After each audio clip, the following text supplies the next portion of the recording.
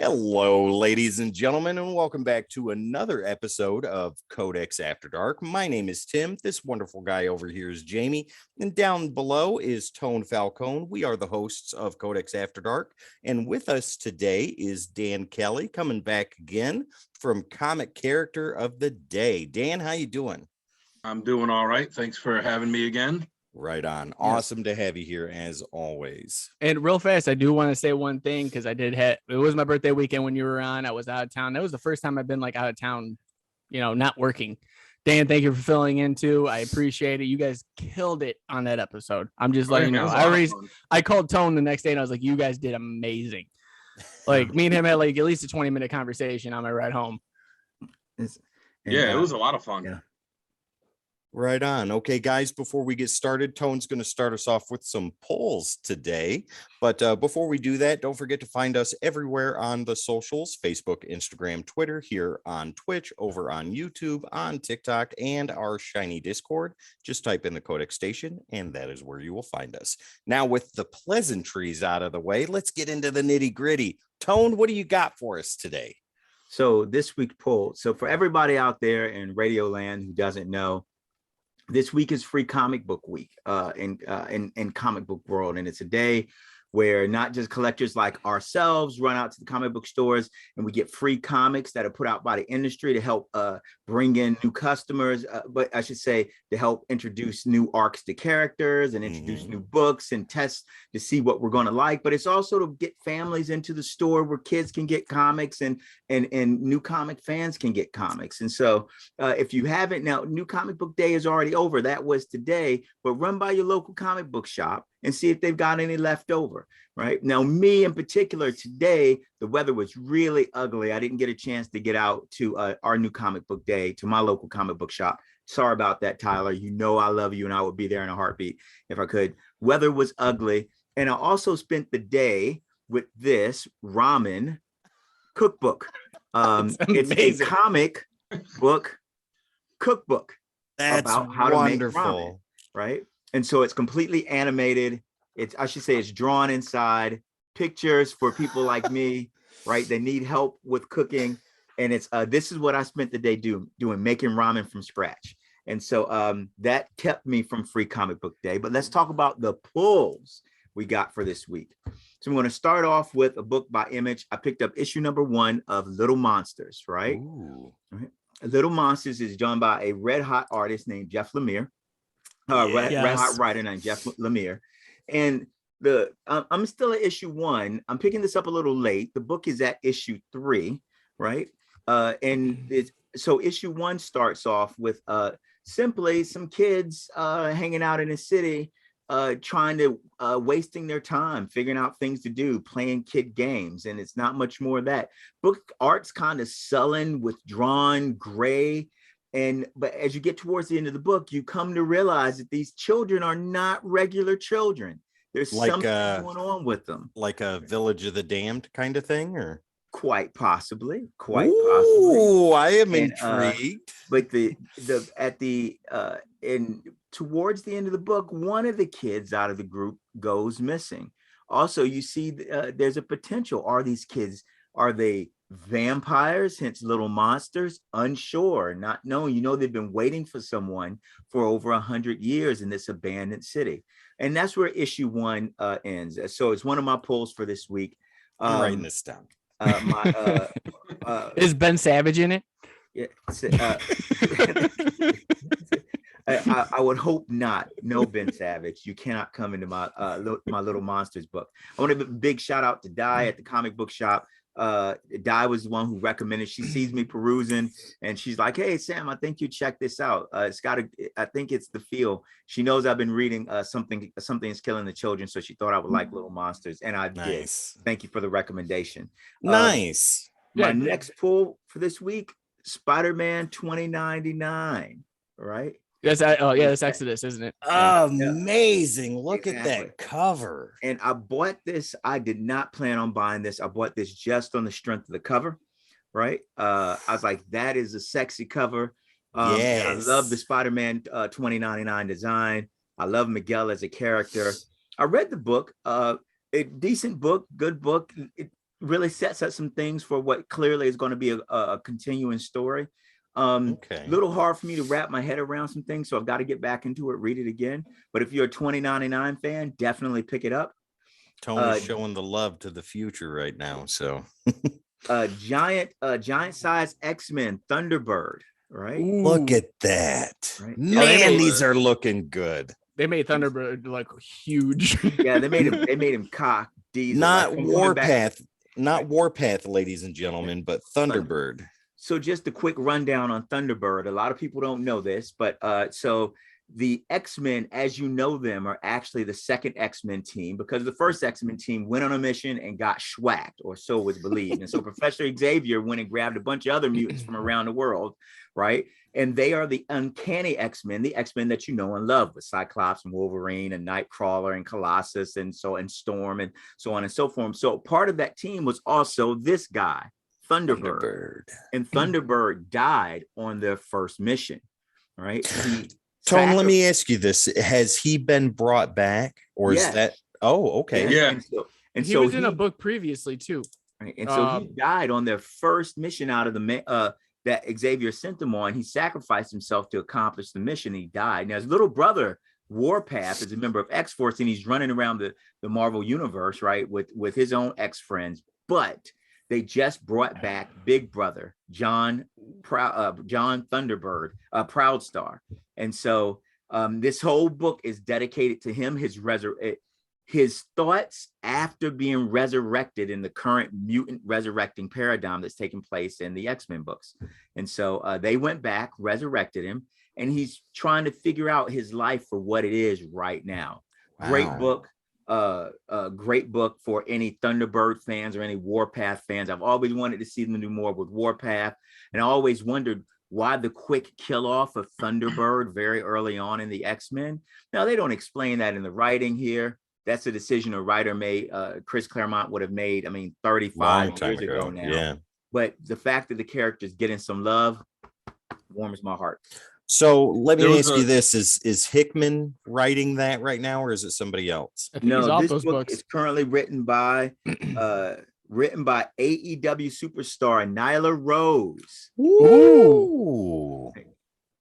I flipped through it. There was a pretty good line in there when I forget what it was, but he was saying something about how he didn't like how something had been done, and Cable said something to him like, yeah, sorry, you had a plane to catch. And I was like, oh, and he just gives him this look, and it's like, man, that was for anyone familiar with how he died originally, like that was a pretty rough burn. So and he gets a new costume in the book. Yeah. The interesting thing about John Cable, really quick, I said John Proudstar, Thunderbird has a younger brother, and his younger brother is named Warpath, right? Mm-hmm. And so his younger brother is James Proudstar. James, after John's death, James was recruited by Cable to be a member of X-Force, where Cable is a warrior, as many of us know from the future, who came back in time to recruit some people to help him stop a potential future from happening, which is always happening in the X world. But in this particular instance, Cable recruits a bunch of teenagers and shapes them into warriors, right? And they become X-Force. Yeah. And John Proudstar is pissed at Cable because basically you took my little brother, my teenage brother, and you made him a child soldier, right? So F you is how John Proudstar feels about Cable. Now, this is ancient history because John's been dead, but now John's back. And John has no love for what Cable did to his younger brother, even though his younger brother's an adult now, right? And so the next book I had was Avengers Forever. This is the variant cover, right? Ooh, that is a great, dude. I was trying to get that one, and who is that? Right now, this character does not. I'm clearly assigning this as a variant Spider-Man, right? Wow, it's an amalgamation, basically. Yeah, he does not make an appearance in the book. This is just a cool, sexy cover that has no relation to anything that's going on in the book. I love those covers. Right. I love those covers. It's like, in this one, we see Spider-Man, and then it's like Spider-Man was never in the book. It looks like it's like here's a variant cover for a character that's not going to show up for another 3 or 4 issues. Or it looks like a mixture of Spider-Man and Ant-Man. Yeah, it does, but it just looks great. It really does. Wow. Yeah, that's a cool And looking suit. the book was really focused on Prime Doom or Ultimate Doom that Yes. is leading these the Avengers Forever book is about the a I not can to kind of go take too it if you far need help. into it. What's that? I said I can kind of help if you need, you know, Well, if you're trying to figure out. Well, I wanted to start. I guess I would have to start specifically with the actual the Avengers totems. Yes. Jason Aaron introduced a couple of things in his run in the Avengers, and one of those is that the Avengers, as we see them as a super team, if you will, actually have previous versions of the Avengers across time, back to the beginning of time. And so there've been the totems that make up the Avengers, while different people across time have been in those totems, right? The Avengers have always been like, there was an original Black Panther a millennia ago. There was an original Phoenix, or the Phoenix Force itself, a millennia ago. The Eye of Agamotto, is the eye of a sorcerer named Agamotto, right? Who was the original Avenger from a millennia ago, right? There was an original Spirit of Vengeance, an original Ghost Rider Prime a millennia ago. There wasn't a Thor, there was an Odin a millennia ago, and they all formed this kind of original cosmic Avengers, right? I'm making a list. And so, and with this introduction of these Avengers that are these kind of pre-ancient modern Avengers, there's been the advent of what would you call them, Jamie? Would you call them almost a Masters of Evil that are an interdimensional, or I would call them a Brotherhood of Evil at that point. Yeah, it's so there's basically a Doctor Doom, and the worst Doctor Doom of all the Doctor Dooms in the multiverse, who enslaves other Doctor Dooms. Yes. Right. Is going through the multiverse and found the worst version of every villain he can find, right? And he's pulling them together for some unknown reason he won't share with everybody. But right now, they are going into realities and destroying those realities, right? So his ultimate plan hasn't been revealed just yet, but it's macabre, the things he's doing on his way there. Interesting. And that all is unfolding in Avengers Forever. So if you want to see a Doom torture another Doom, this is the book for it. What issue are they on? 5. They are issue number 5. Oh, right on. Perfect time. And if you want to see a Ghost Rider get tortured, this is the perfect book for you. Yeah. Yeah, it was pretty brutal what they did. What he did was the Black Robbie Reyes is like, I'm done. I'm reading this. This is happening. Tone, you got anything else this week? Oh yeah, we've got Batman number 123, Shadow War in here. Got that one. Ooh. Right. Yeah, I got that too. I got the B cover and it looks amazing. Yes, this book was great. And what I love about this book, this is for anyone who doesn't know, Deathstroke was set up to engage war with the Ra's al Ghul, Talia al Ghul Empire. Batman's trying to figure out what the heck is going on, and so it's turned into all out war. Nice. What I love about that book in particular, believe it or not, has so little to do with that story. Oh, tell me we're on the same page here. In that story, we have Batman and Damian, right? And in current Bat mythos or Bat story arcs, Batman and Damian were being pushed further away. And they do this with every Batman and every Robin. Eventually, Robin gets tired of any Robin. And as you know, there have been a lot of Robins. They get tired of Batman. They get tired of his attitude. They get tired of not having of being on such a tight leash. They get tired of not being trusted. They're young men. They want to be independent. And they end up flying the Bat coop, right? And for a long time, Damian and Bruce were really close. And then they started in recent years driving a wedge in their relationship. And in this book, it seems like they finally decided, like, hey, we're going to make them Batman and Robin again. And in the truest sense. And it's great to see Bruce and Damian working together without antagonism, right? Thank you. Thank you for putting that out there like that. It just, you know, early Damian loved being Robin with his dad, right? Yeah. And Bruce came to love having his biological son sitting beside him or doing things with him. And this book finally resonates that again, and it's been missing for several years now. So I would recommend this book just for that, if you're a fan of Batman and Damian. Nice. I picked up Flashpoint Beyond #1. Yep, got that. I read 0. I haven't read that yet, but I have heard great things. Yes, #1 is great. It's absolutely outstanding book. Everyone take a good look. Yes, that is Batman with that is Thomas Wayne Batman. Has he got a sword? Trident. That's the trident. Right. And Wonder Woman's sword.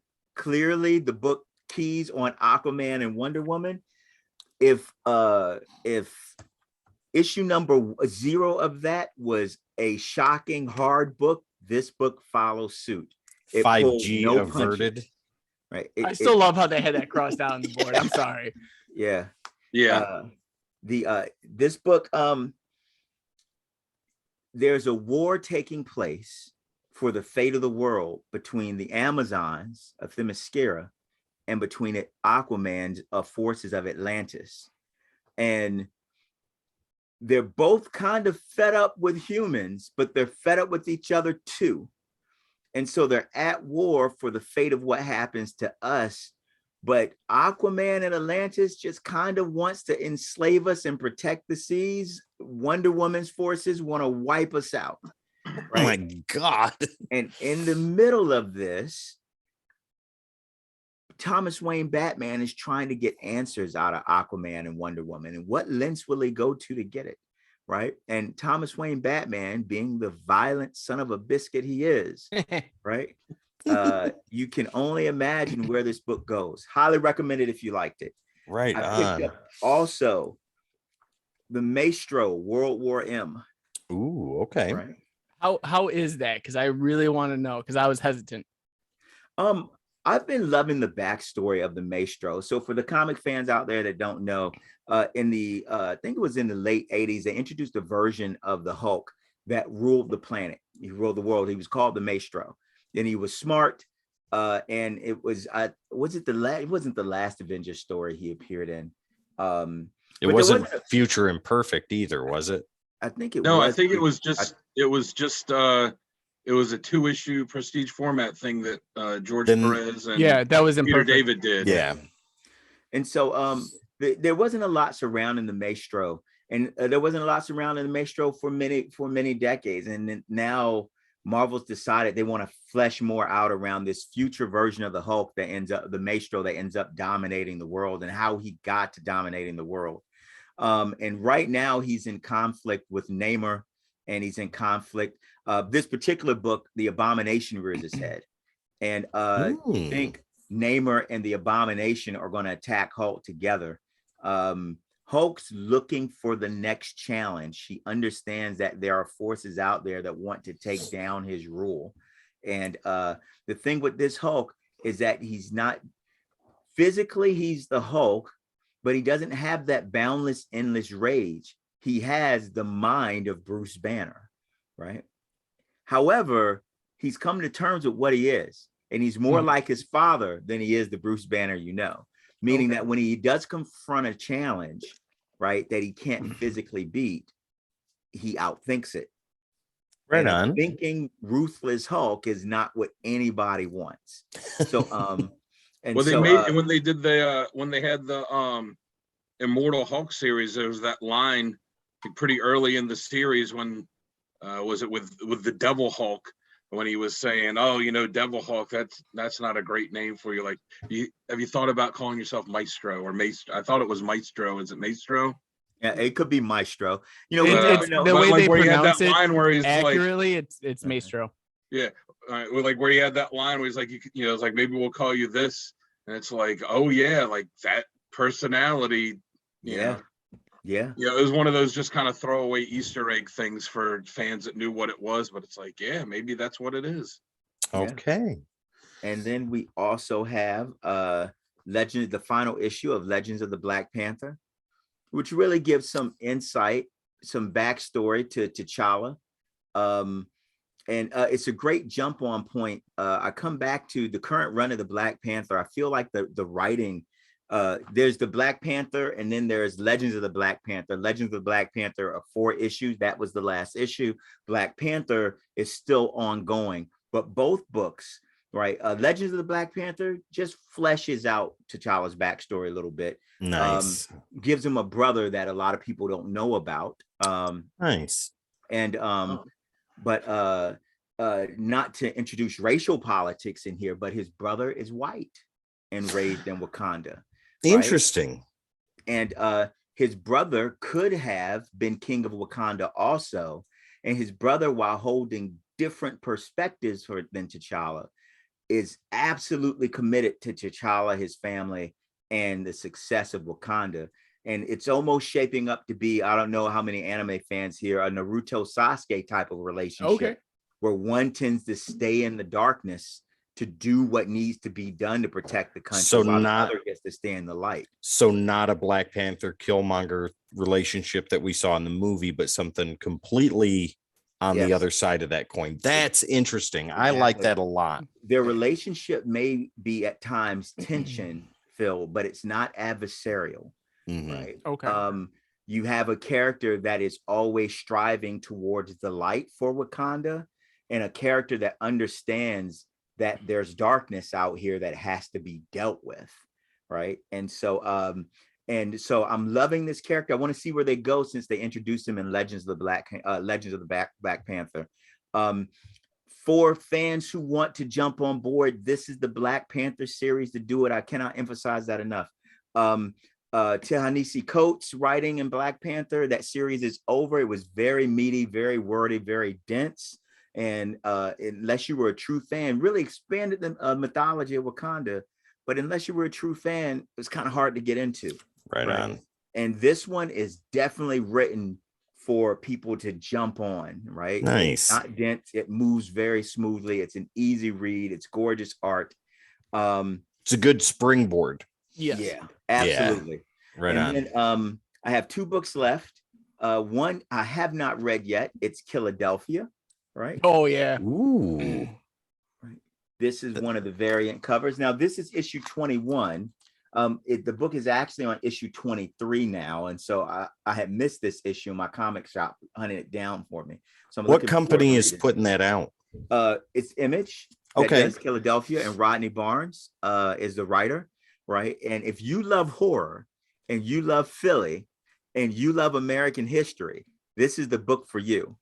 The fundamental premise of this book, as you're finding out, something that starts with the son having nightmares of his recently passed father, who was a police detective.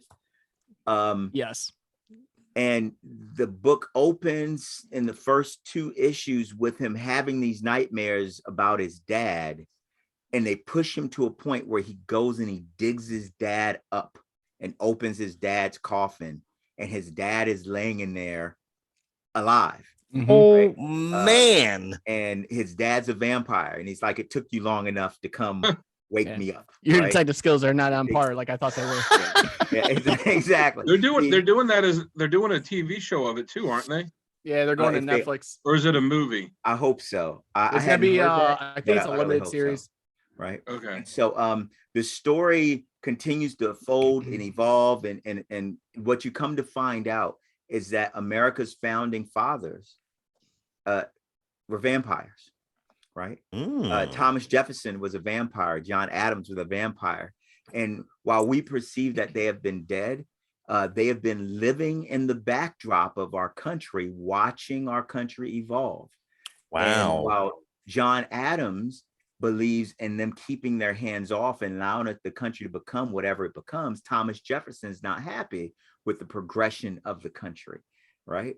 And wants to use their state of being vampires to make potentially America the first vampire nation state, right, in the world. Okay, I'm reading this. That's enough. And so great book. Well, now they need to have it cross over with Abraham Lincoln Vampire Hunter. Oh my God. You would think great that book, would be great how book, it goes. terrible movie. So Tone, go ahead, man. In my last book, and I don't know if you guys did this last week. I missed this last week. And I picked it up this week. And it's my book of the week. The Punisher, issue number 2. Yeah. I have not picked that up. I got it. I haven't read it yet. I love all the ninja stars in there. If you have not read Punisher issue number 2, then you are missing out.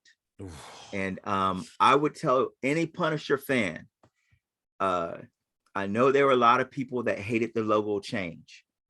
The logo change and Marvel's stated reason for the logo change notwithstanding, has been worked perfectly into this story. There's a reason behind it. That's what I heard when, like, the writer, when he was talking about how people were going to be upset, he's like, if you actually read the story, you'll understand why this is taking place. And they are giving, just in this issue, much needed background to Frank Castle as a character. So let me explain what I mean there. Everybody knows the Punisher. Guns, kills bad guys. Ruthless, kills bad guys. Former Marine, right? Special forces, depending on who writes on them. Sometimes just a regular Marine, but comes home, dead family, almost dies himself, kills bad guys. And that's about all you know about Frank, because the stories tend to focus on his sheer level of brutality and his singular focus on killing villains and killing criminals than it does on fleshing him out more as a character. Any character development he gets tends to focus on how tough he is. A lot of two-dimensional fleshing out. Yeah, exactly. Yeah. They don't add anything new to his build, if you will, to his motivations, to his background. And this book has already started to do that. Nice. You get to see some Frank as a child. Ooh. Right. And we get to see some Frank as a child, and things are not quite right. Right. You get to see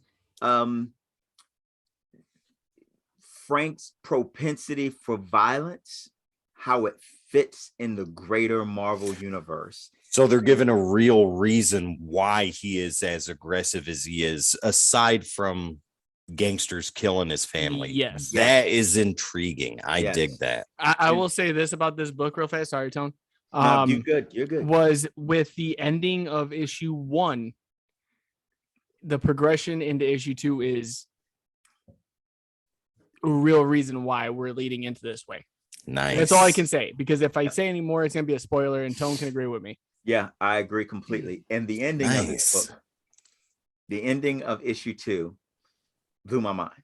Like, I saw something, an event happens, and a character shows up, and it was the last character I ever thought I would see show up. And I highly recommend it. If you love the Punisher, pick up the Punisher, this current run. It's on issue 2. And if you read issue 1, you've got to read issue 2. Tone, I have got enough stuff to read, man. Why do you have to talk good things about good books and make me pick up more stuff? Because he wants you to spend as much as I do. That's what we do. Right? That is how we live. That's the life we have committed to. And that's all I've got for this week.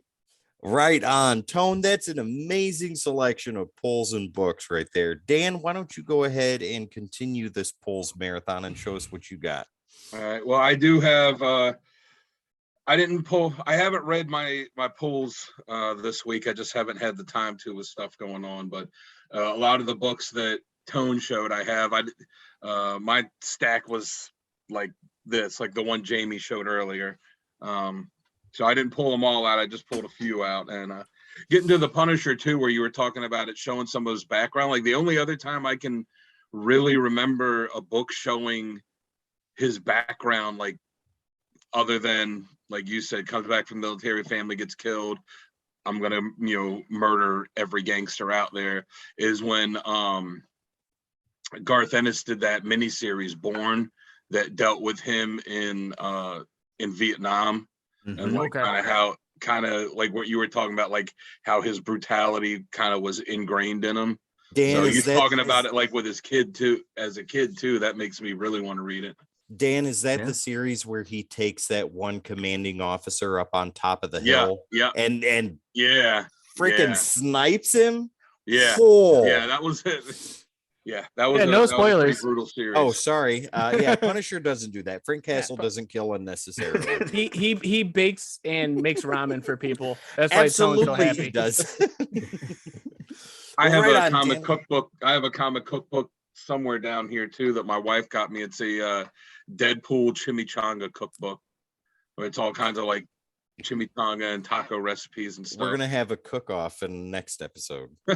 I'm making pancakes. I'm making waffles. All right. So disclaimer: I haven't read. So I was saying I haven't read my polls yet. So, but I'll show them. So this one, it's another vampire book. This is the first issue, Bloodstained Teeth.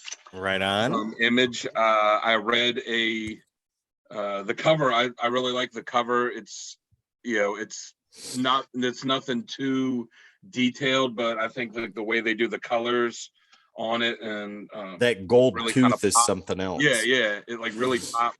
I read a 5-page preview for it, and it was some other Image book I was reading, and I was like, all right, this seems cool. It's about modern day a vampire that basically is broke, and the way he makes money is by turning other people into vampires, like social influencers and people, so they can have shit to post on their Instagram stories and stuff. And then the elder vampires are not happy with him doing this, so they start coming after him. And it just seemed an interesting concept, and the artwork in it seemed kind of interesting, and I was like, right on. Try the first issue. If it's not good, but I'm out 4 or 5. When you talk about the colors on that comic, would you be of the mindset? Let me rephrase that. I personally feel that art nowadays may be gorgeous, and art's gotten so amazing over the years, but I feel like colorists don't get enough credit in the modern industry, right? Yeah, you're right. That's why when I do if you notice, when I do the weekly comic recommendations on the comic character of the day page, like the first one or two, I just put writer and artist. And then I was thinking about it, I was like, well, the colorist is just as important. So now I make sure to, when I put up, this is the book, this is who put it out. It was written by, drawn by, inked by, colored by. Yeah. Nice. And that's one thing we took into consideration too, is because every person that put anything into that book is important. Yep. Yeah. Absolutely. The Next immortal Ed Dukeshire shows us every day. Next one, I got thank you, Ed. The second issue of the new Rocketeer miniseries. It looks so good. I've been a Rocketeer fan since I was a kid. I think like a lot of people, I came to the character through the movie, which I actually just watched again a few days ago. Does it still hold up? The special effects aren't great because the movie was made, was it 30, 40 years ago? 30 years ago? It was made in the 90s, if I'm not mistaken. Yeah, so like 30 years ago, but it's just, it's such a fun movie, and it's such a good adaptation of say it like that, Dan. Of the original. It was made 50 years ago. Holy smokes. It's such a good adaptation of the original, of the original stories. Making me tear up now, Dan. Thanks a lot. But his tears of joy. Because we had Dan just punched me in my tube of Ben Gay. Tone. I know you and I are getting up to the halfway mark of the 100 years, but we'll get through this together, buddy. We'll just prop each other up and use our respective canes and walkers, and we'll make it 30 through. years ago. You said it like that. 30 years ago. It was the 90s. Yeah, 30 years ago. I know I'm the youngest person here, but I'm just gonna let everybody know that still hurts. I was right on. Thanks a lot, Dan. Way to go. Hey, when I hear the music I listened to in high school in the 90s, and I hear it played on classic rock, I'm like, God damn it. But yeah, it's the same. Go ahead. I was gonna say it's the same. It's the same type of stuff they've always done with the Rocketeer. But if you're a Rocketeer fan, it's gonna be great.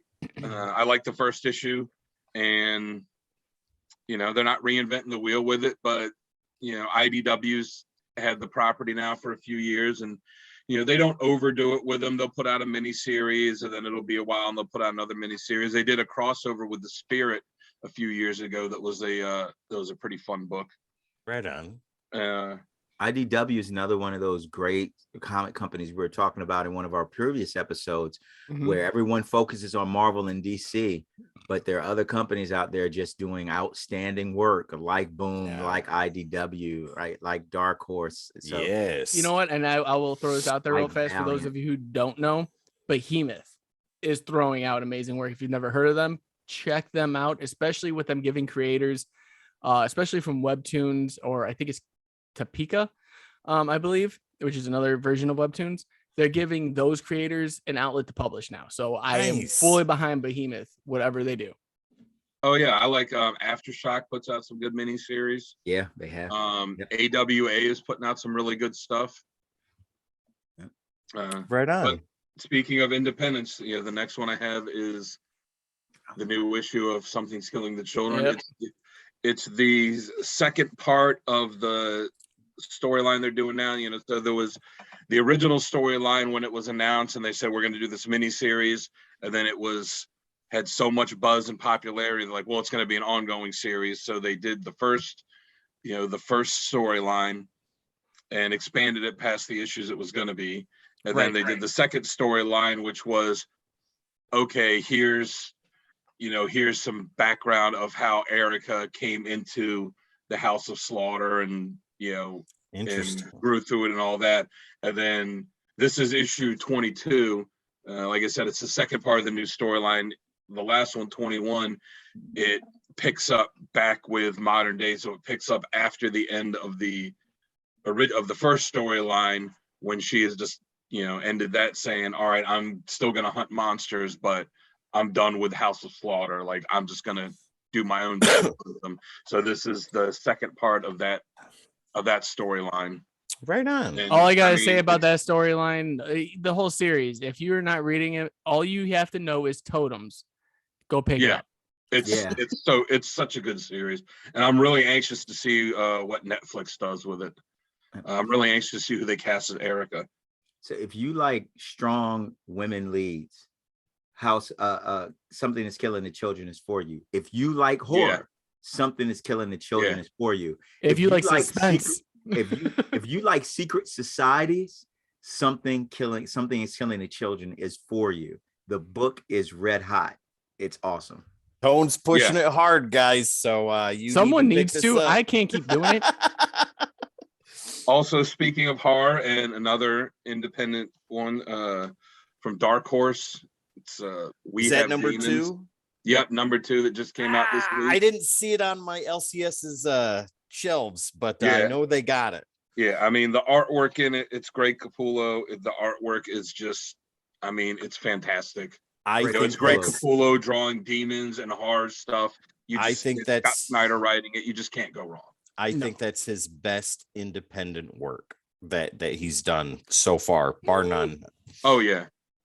It's just, it the artwork just looks so good in it. Yeah, it's awesome. I remember Greg Capullo made me a fan back in the 90s when he took over drawing X-Force. And I'm like, who is this guy that is making these guys? These look awesome. And I've been a fan of Greg Capullo since then. And I think he had something going on, and he had a time out of the industry. And when he came, because he's worried about bodybuilding. And I follow him on Instagram. When he posts his videos on there, like, that guy looks like he is a superhero himself. Him and I don't know if I'm saying his last name right, Doug Mankey. Yeah, Mankey. Yeah, I mean, both of those guys, they look like they should be just having arm wrestling contest, like out of that Stallone movie. Oh, over the top. Yeah, God. But yeah, like, both those guys just are just jacked. Yeah. Yes. And I love the fact that when they did the Dark Knight's Metal for DC, they just told Greg, it seemed like they told Greg Capullo, hey, just go crazy. You just do you. Yeah, right? you just keep going on what you're doing. Yeah.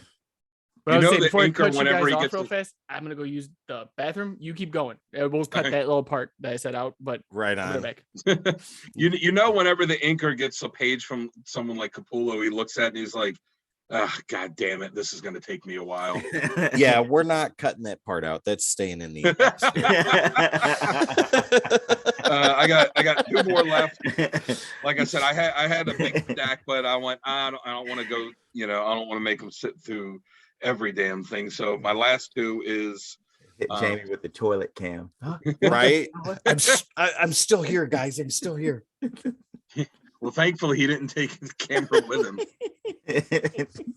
But I got the new issue of the Joker, number 14. Nice. So how has looks that good. series been? Because I'll be honest, I was not gonna pick it up because I like the Joker. I think the Joker is probably the best villain in comics.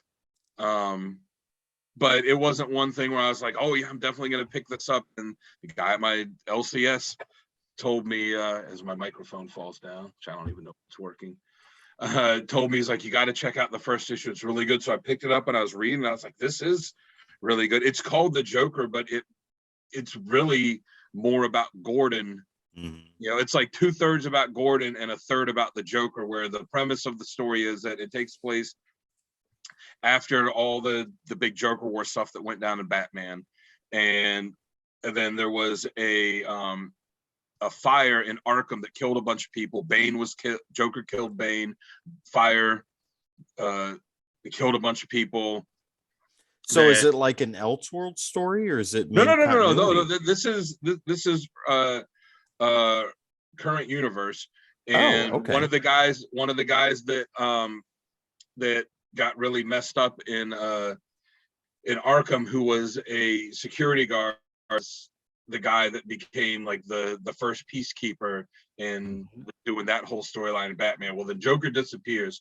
So these rich people come to Gordon, since he's not police commissioner anymore, but he's, still had all these dealings with the Joker. And they say, look, we're going to give you, I forget what the money, it's like $50 million or something. Like, we're going to give you all this money. We want you to basically be bounty hunter and hunt down find the Joker where he's at, kill him. They give him this credit, this like, this black card, credit card, like any expenses you need put on this.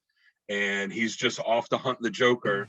And then it's the dilemma of him, if I catch him, like, do I kill him? Do I not kill him? And then it's the Joker, it's him trying to find the Joker, and then the Joker doing whatever he's doing. And then there's twists and turns along the way. And of course, they don't know who these rich people are funding Gordon. So he's him and Barbara are trying to figure that out. And there's other people that are hunting the Joker. There's a female clone of Bane that's essentially Bane's daughter. I was about to say there's a new first appearance. Yeah, there's that in it. I think her name's Vengeance. Yeah, Jamie, it's almost like you never left. Yeah, sorry about that. That she's 5 drinks in, and I was like, I have to go. That she's hunting him too, and there's some twists and turns. There's he gets, there's this family of cannibals that are incredibly rich because they had oil on their lands, but they're still like these hillbilly cannibals. And it's really crazy. The series has been fantastic. There's only one more issue to go, I think. Which issue? I don't know if it's 14. 14. It's the one. 14 is the conclusion. No, there's one issue after. Is there? This. Is it 15? Yeah, because I thought this was the last one. I didn't read it yet, but I've flipped to the last page and it said like to be concluded. Okay, because when they originally had it, it slated it was 12 issues originally. Okay, I wasn't sure because I wasn't sure if it was a mini or if it was an ongoing. And then when Titian was leaving, it's like, okay, well, they're probably not going to continue it after. Yeah, that was one of those books. Same thing happened with Round V and the Swamp Thing. It was a 12 issue, or that was a 10, but Joker was supposed to be a 12 issue maxi. It was supposed to end, but it got to the point where people are actually liking it because it says the Joker on the cover, but it's Jim Gordon. It's really Gordon. Yeah, it's Gordon. But yeah, it's fantastic. And then there's a like they're doing in all the Batman books now, where there's the main story and then there's like secondary stories, a second story, so that they could justify charging us an extra $1 or $2 every month. Right. But yeah, because it's 32 pages instead of 22. 24. Yeah, but it's a background. It's the second story is with we lost Tone. Come back. Oh, I'm still here. Your camera went out.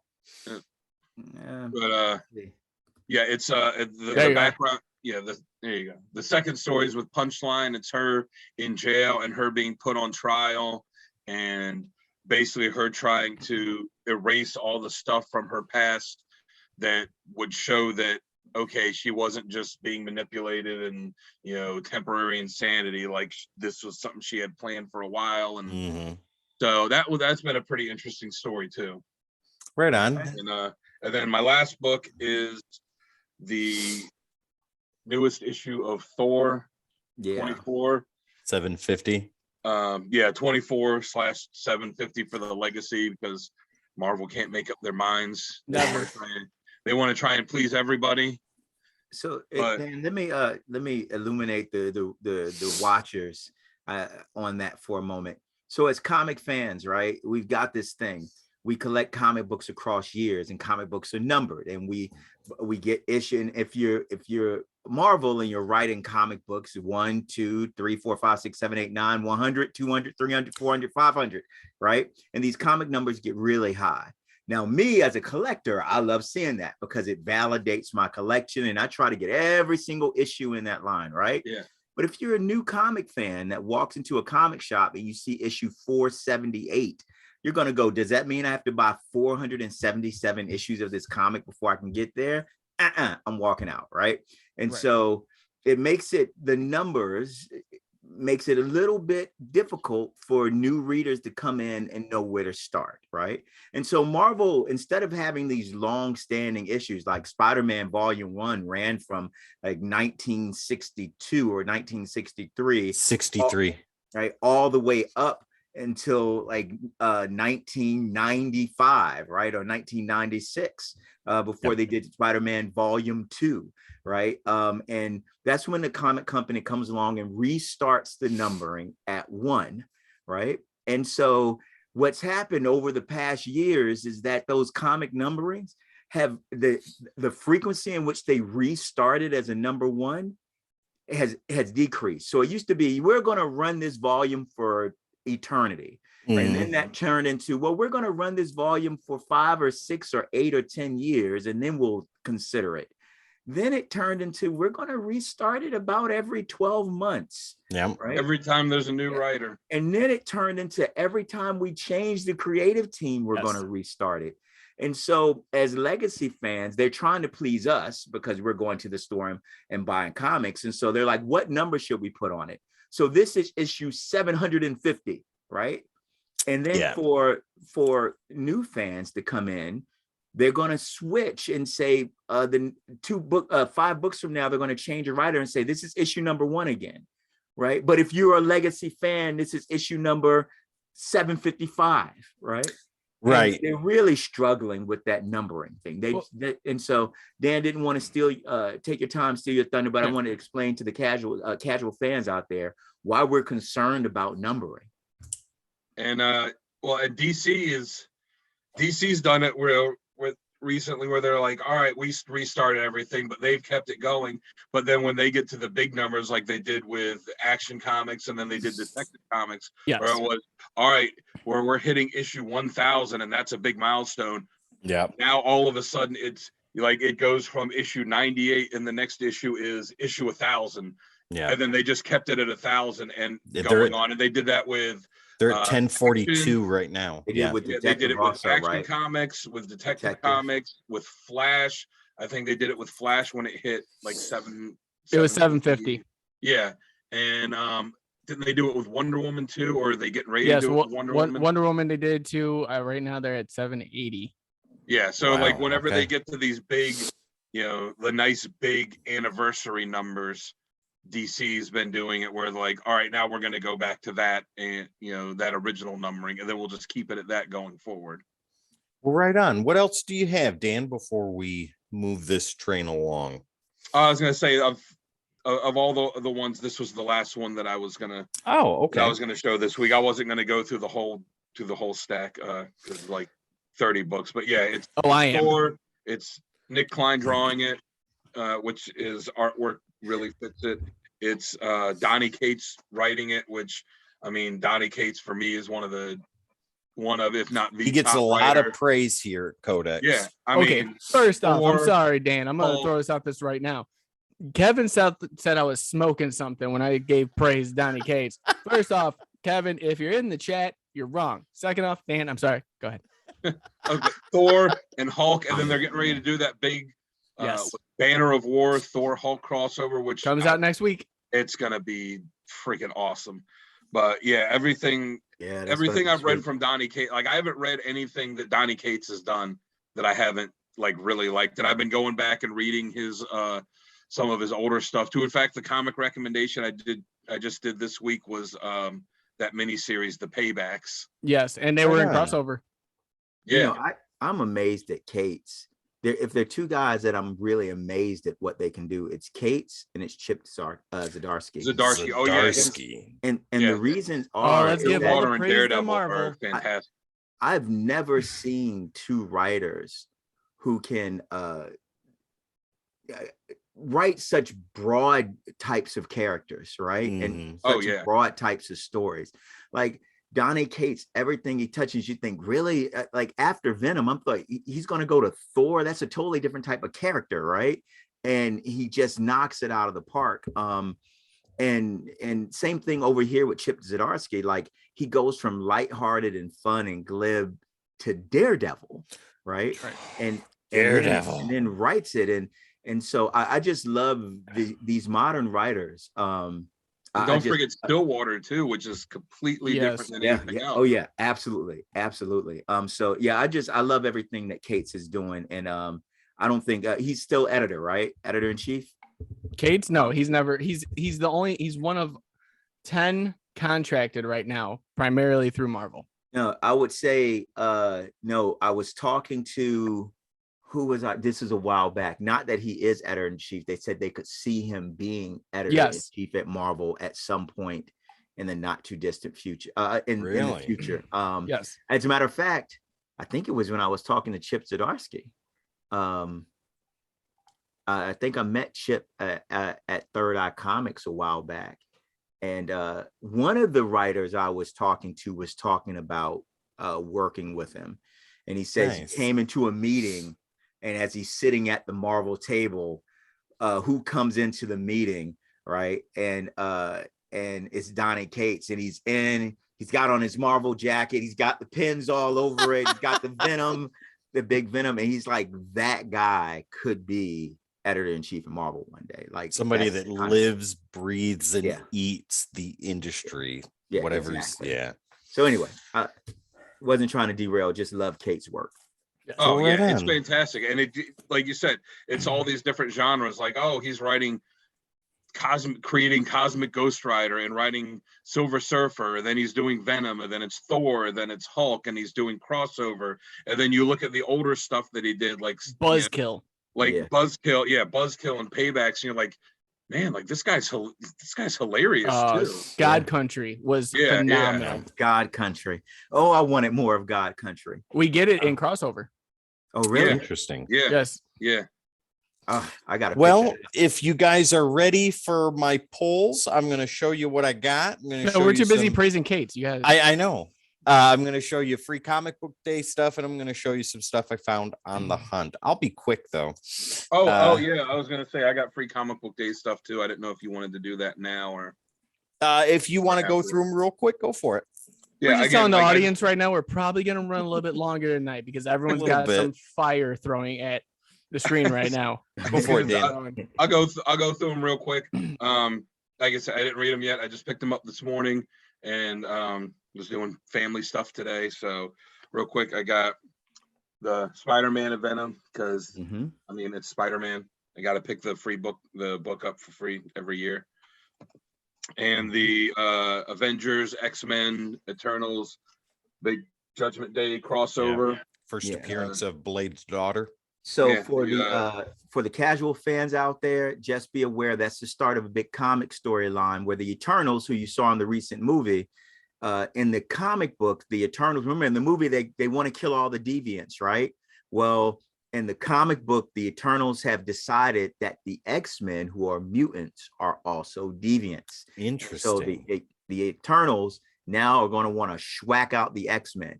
And at the same time, remember the Eternals, as you saw in the movie, they worship the Celestials. And in the comic books, right, current Avengers are living inside of the body of a dead Celestial. Now a broken dead Celestial. Yes. And the Eternals look at it, and the lead Eternal, I forget her name, but she says, "What the Athena, frack? right? They're defiling our God." What's that? Athena, she's the lead one. Yeah, right? Yeah. exactly. Yeah. And she says, "What the frack? They're defiling our God." So it sounds like in this upcoming crossover, the Eternals have decided to wipe out the Avengers, get them out of the God we worship, and the X-Men because they're deviants. Wow. So that's why that free comic is important. It segues into that coming conflict. Yeah, and that's I remember when Free Comic Day started, and I was telling my mother-in-law about it earlier, that it was just, all right, we're gonna put a bunch of reprint comics out and get it free, and it's like, okay, whatever. I mean, this is good to get kids in here or new people, but for current comic fans, it was okay. I already have this. I bought this, when it came out. Who cares? And then over time, it started being, all right, well, now we're going to do an original. It's like, yeah, we're going to put out these 2 reprints, but we're going to do this original Spider-Man story, or, we're going to put out a couple of reprints, but hey, it's going to be this original story. It's not really going to be a big deal, but it's going to be its own story. And then it kind of morphed into, hey, now we can do this. And it's this free book where it's a preview of a new series that's starting, or it's a preview of a big crossover that we're going to do. So it can suck you in, because like, hey, you don't have to have any, if you were on the fence of whether you wanted to read this or not, it's like, hey, you know what, it doesn't cost you anything to pick this up and take it for free. You read 10-15 pages and you go, hey, maybe I want to actually do read this, and you might give it a chance. Same thing for the DC one, the Dark Crisis. It's hey, here's a free preview of free extended preview of the next big crossover that we're going to have. So I got that one, and then I got a couple independent ones. This one from Aftershock, the Bunny Mask Tale. Right on. It's a horror book. I read the Aftershock doesn't, like a lot of the indies, they don't have any ongoing series. It's just a bunch of mini series, and it'll be like, here's one mini series, and then the sequel series to it, and the third one. So the Bunny Mask was I think it was a 5-issue miniseries. It was like a horror series, and it ends saying, there's going to be more. And so I guess this is leading into what the next one's going to be. And then these other ones, the new Ninja Turtles one. I asked Travis, the guy at the shop I go to, I said, hey, what do you recommend out of here? And he said, hey, the Ninja Turtles one, it's a new story. He's like, it's kind of weird. It's kind of crazy. And I said, all right, whatever, I'll check it out. And then I got this one. I have no idea what it is. It's called the Bone Orchard Mythos Prelude from Image. Right on. Yes. But it looks like a horror book. It's supposed to be a big book. Yeah, it looks like a horror book. It's written by Jeff Lemire. And I just kind of flipped through it and said, yeah, this looks like it'll be pretty cool, pretty good horror type of thing. So again, it's free. Give it a shot. Why not? Right on. Is that all the free comic book stuff you picked up today? Yeah. Well, I also, Sal, I was messaging with him earlier. He couldn't make it. So he told me, he's like, hey, if you can pick up this book and this book for me. So the shop I go to, they have a limit where you can get 5 books. And if you take a food donation in for the local food bank, you can get 10 books. So I got those. I got the 2 for Sal. I actually, my niece really likes Stranger Things. So I picked up the Stranger Things book for her. I've been living Stranger Things for the past 2 months. Then my 4-year-old, I tried to find something that I thought she would be interested in flipping through and tearing apart. So I got her the Super Pets book. Well, I'll carry that on right along, Dan, and show you the free comic book day stuff I got and what my son ended up picking real up. fast. Dan Sell jumped in chat. He said, thank you. Oh yeah. I'll next time I see him, I got him in my car for him. You guys are such good, loyal friends, because my old army buddies would not give me those fucking books. Paul, maybe you. Eric, probably not. Love you. Eric's like, I got this, Tone. You missed it. Speaking of which, I did send you out Rogue Sun this past Friday. yesterday. Oh, thank you.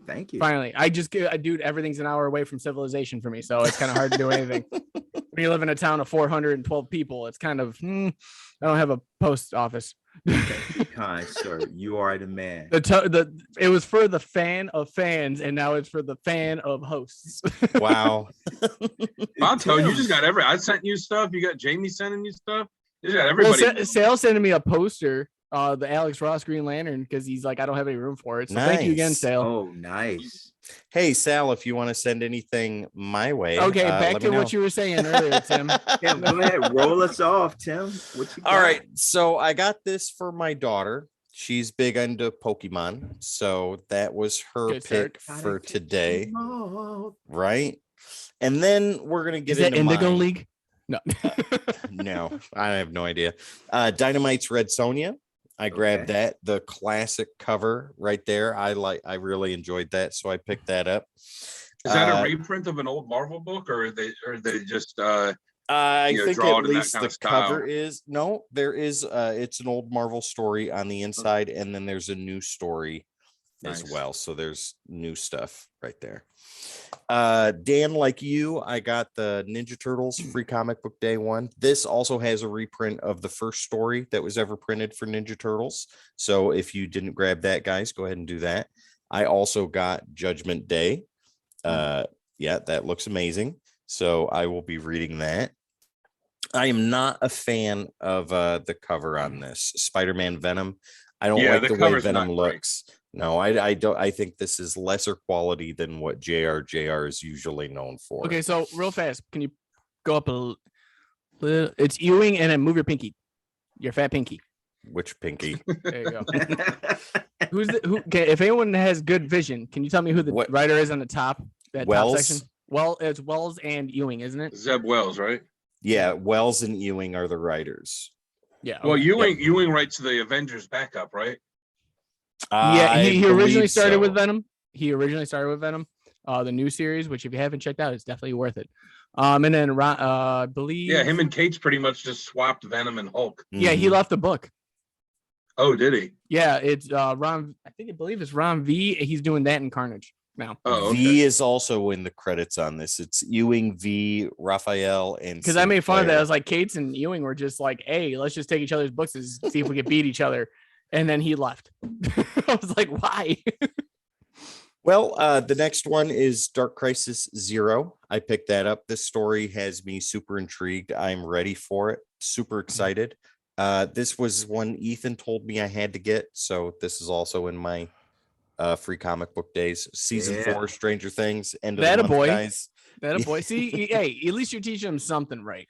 Then I got Bloodborne. That just looked awesome. I think Bloodborne's a game, if I'm not mistaken. Yes, and I'm trying to remember.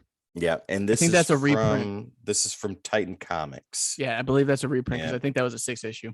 Yeah, it's a 00, so there's that. This one I was excited to grab, and all because of the interview I did with David Hazan earlier, one of our one shots. This is the Mad Cave free comic book day. Yeah. I saw it and I had to get it. Oh my goodness. Yeah. So we got connections now. Look at us, the Kodak's moving up in the world.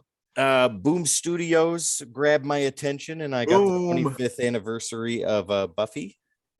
So there's that one there too. Yes. Then we have Marvel Voices. I believe we're in the middle of Pride Month. So that is what this mainly has to do with. It's real big on pride for characters and things like that. So I'm intrigued to check that out. I didn't even see that one in my place. They might not have had any of them out. Yeah, there's some characters that had them all gotten already. Recognizable on the covers. There's America Chavez right there. Changeling is up here. I think this is Wiccan. Is that right? Yeah, yes, that's Wiccan. Right? Yeah. Then you got Black Panther here, and then other characters that I'm less familiar with. And is this Miles Morales up here? Or is this a different Spider-Man? I can't. Yeah, I think that's Miles. That's his new costume. Okay. Yeah. I'm unsure. I don't know. Like I couldn't tell you. It was upside down. Like you did, Dan. Got the Bone Orchard's Mythos Prelude. I grabbed that. That was intriguing. Again, it's like I don't know what this is, but Yeah, I had no Lemon's idea. writing Okay, it. so I know we Flipping give through it, it looks Kate's pretty a cool. lot of praise, but can we talk about Lemire's praise for a freaking second here? And how awesome he is. Guys everywhere. Primordial. I didn't Oh like the yeah, ending yeah, of that was a Primordial. really cool book. Primordial, I liked. I haven't finished it, but I really Yeah, enjoyed once you get what to I the was end, you're gonna reading. be like, why did I pick this? Yeah, I I thought gotta it was a admit, good book. I gotta admit, I'm with Jamie on that with the end of Primordial. I was like, WTF. I was so sold on that book, and then once they hit the last issue, I was like, But It's love- only wasted my 5 issues, right? 6. Yeah. 6. Okay. And I wouldn't read it again. And No. that's a harsh critique for me with a Lemire Very. book. Now I'm and- gonna have to finish it so we can all talk about it. And did you check out Sentient? No, I have not. KO. Also another good one. Nice. Another one to write down. All right, here's the last free comic book day I got. Street Fighter Blanca. And this is wordless, like the silent issue for G.I. Joe. No word bubbles. It's all completely silent, just like Silent Interlude. And that intrigued me the most, which is why I picked this up. And I love the cover. I love Street Fighter Blanca. Yeah. It's one of my favorites. So Oh yeah, that's why I got that. Used to play Blanca a lot back in the day. Blanca and Zangief. Yeah. Here's my polls. This I believe is X-Men number 6, the trading card variant with Polaris. So I dig that a lot. I love Polaris as a character. She's one of my favorites. This one is one that you got, Dan. My comic shop will throw in things that I didn't pick, but they want me to read because they recommend them.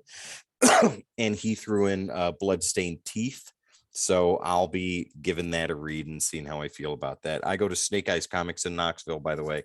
So if anybody watching is in the area, stop in there, say hello, tell them Tim from Kodak sent you, and they will say hi back. Then we have what I believe, Dan, you got this, and Tone, you got this too. Yeah, Tone, you were the one that was super talking about it. Batman 123. Yep, I got that, and I got the B cover here. And Mhm. Jamie, the B cover is absolutely beautiful. Nice. That is gorgeous. I like that a lot. Oh, just wait. I can't wait to show my. Then you know what's a really good book too is Damien's solo book, Robin. That's been great. Yes, I haven't read that yet. Yeah, it's been one of my favorite books each month. Nice. Well, here's one that somebody, I think it was last week or the week before, pulled out a Carnage Forever variant with Silver Surfer. Who was that? Was that you, Tone? Well, it was it wasn't Carnage Forever with the Silver Surfer variant. It was the Silver Surfer Rebirth with the Silver Surfer Spider-Man variant on the cover. Was it this one? No. That is awesome. This is number 3, and I saw that, and I couldn't remember who was showing it off the last week or week before. But he's like, I need that. As soon as I saw it, I had to get it. Yeah, mine is on the wall back there.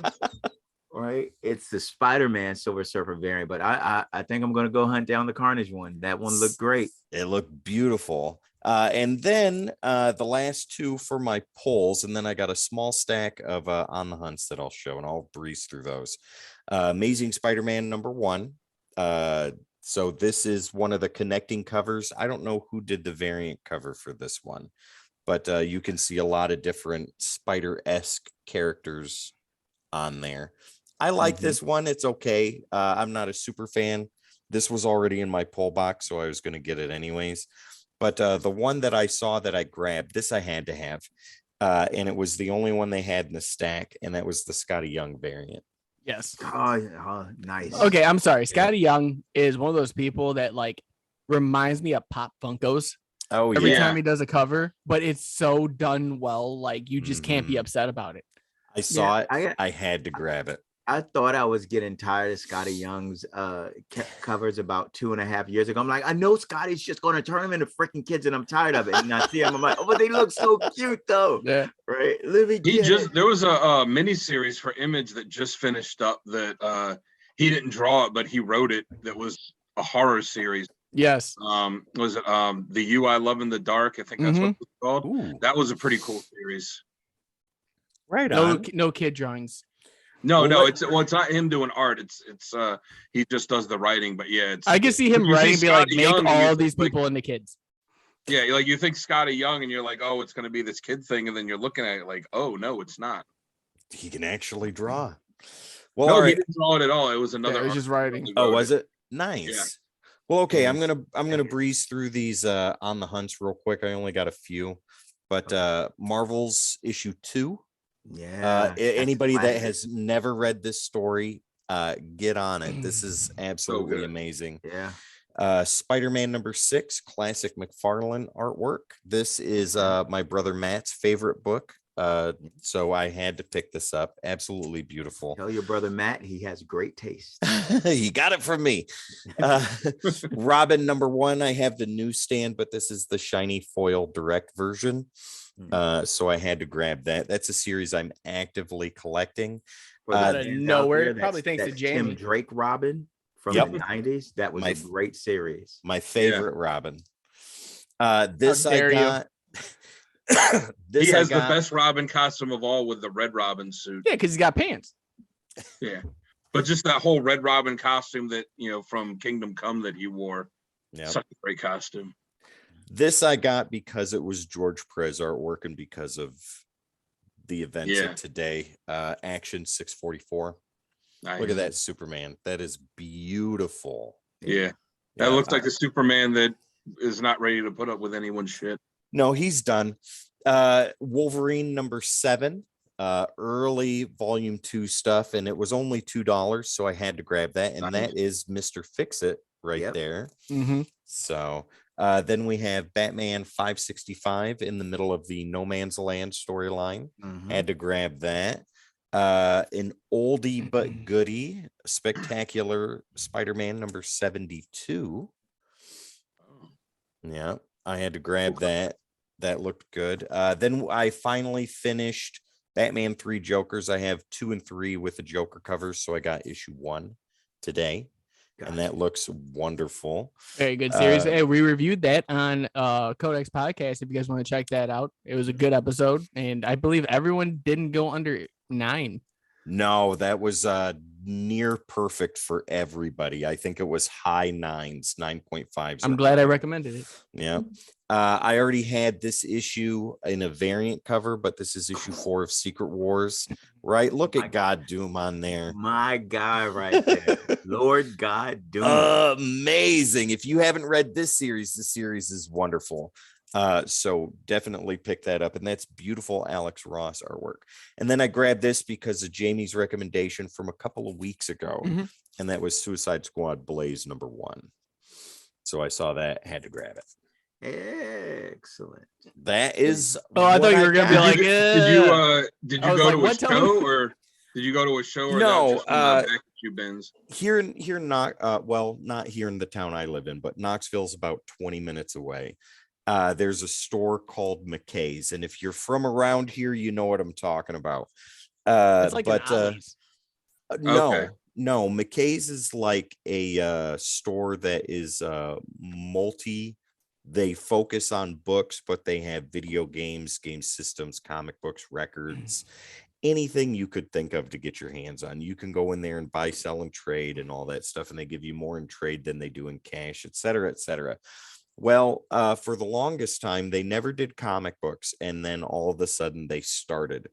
And as soon as they started, either they didn't know or they didn't care, but every comic book they got in, they'd give you high trade and then throw $1 or $2 on the price tag. Oh, nice. And like this one's $1.75 on the price tag.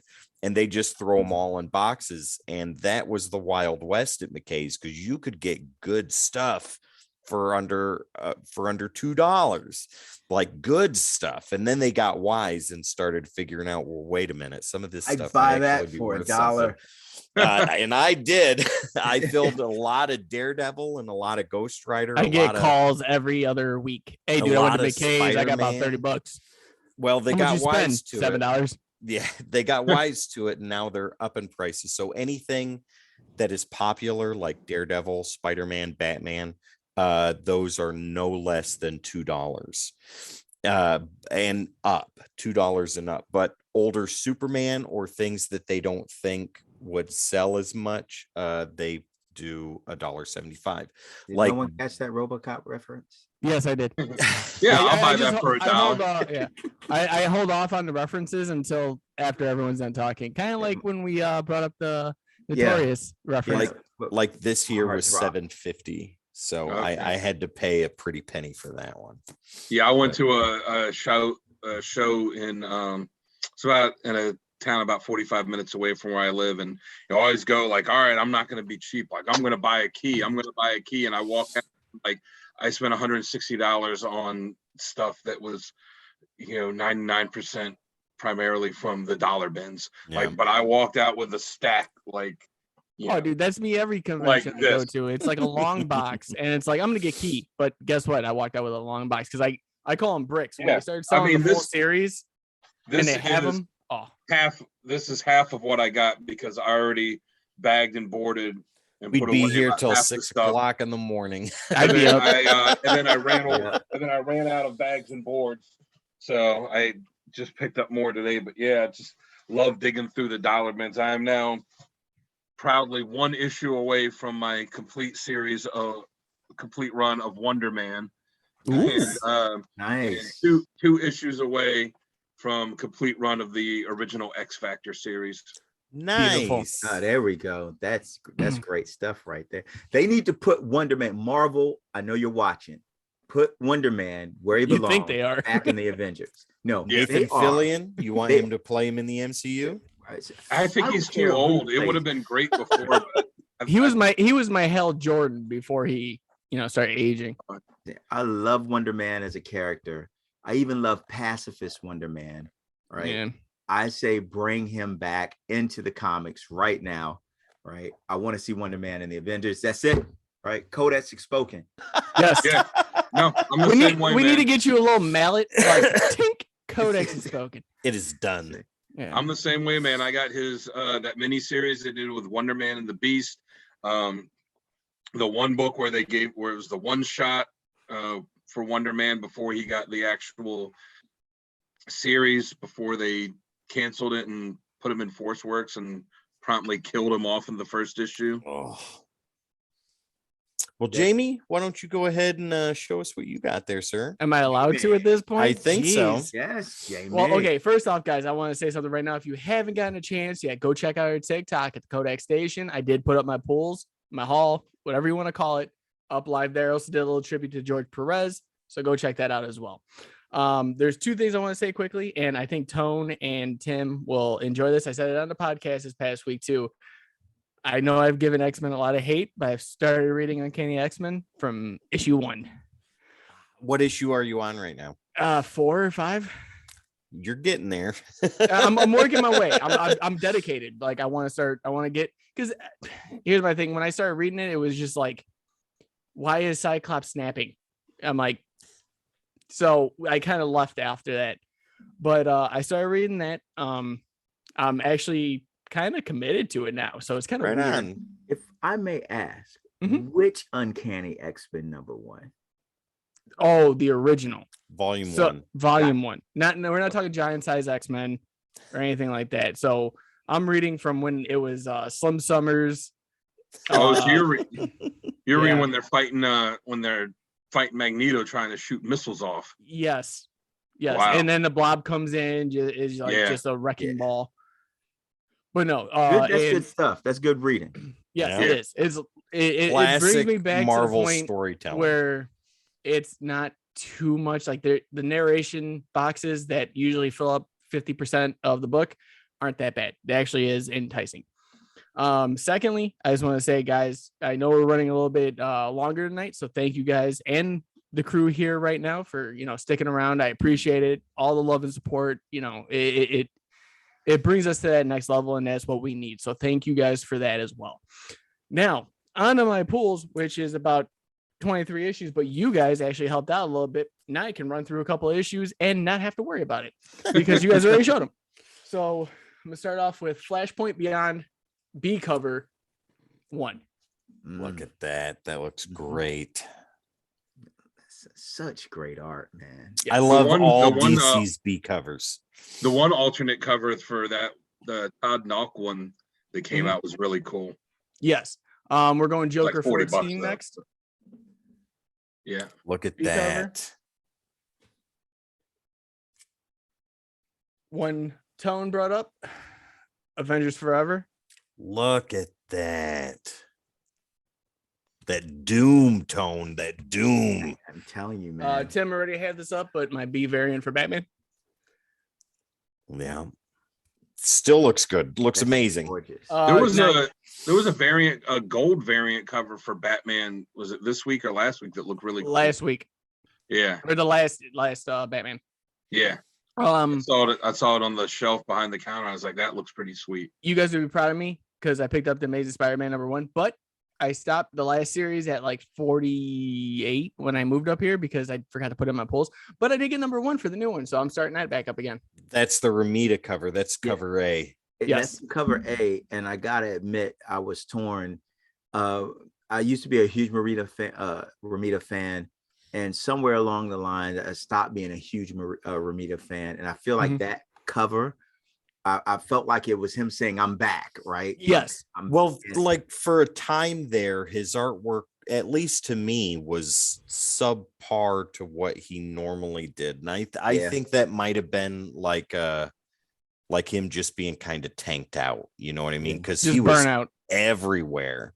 Yeah. And I think, like you said, Tone, that's him kind of coming back to form. All right. Yeah, Now I got agreed. the Thor that you guys have shown, but I got the variant cover for it. Nice. Oh, that Oh. is nice. Oh my goodness. That's beautiful. Yeah. So I can't wait. And these I have not read yet. If you guys have listened to previous episodes of Codex After Dark, I have to make it every 2 weeks in my comic shop. They still love me there because I spent so much money. But the fact is that, it's an hour away. So that's about a 3-hour commute basically just to do it. But hey, I still get it. I still love it. It's a whole day event.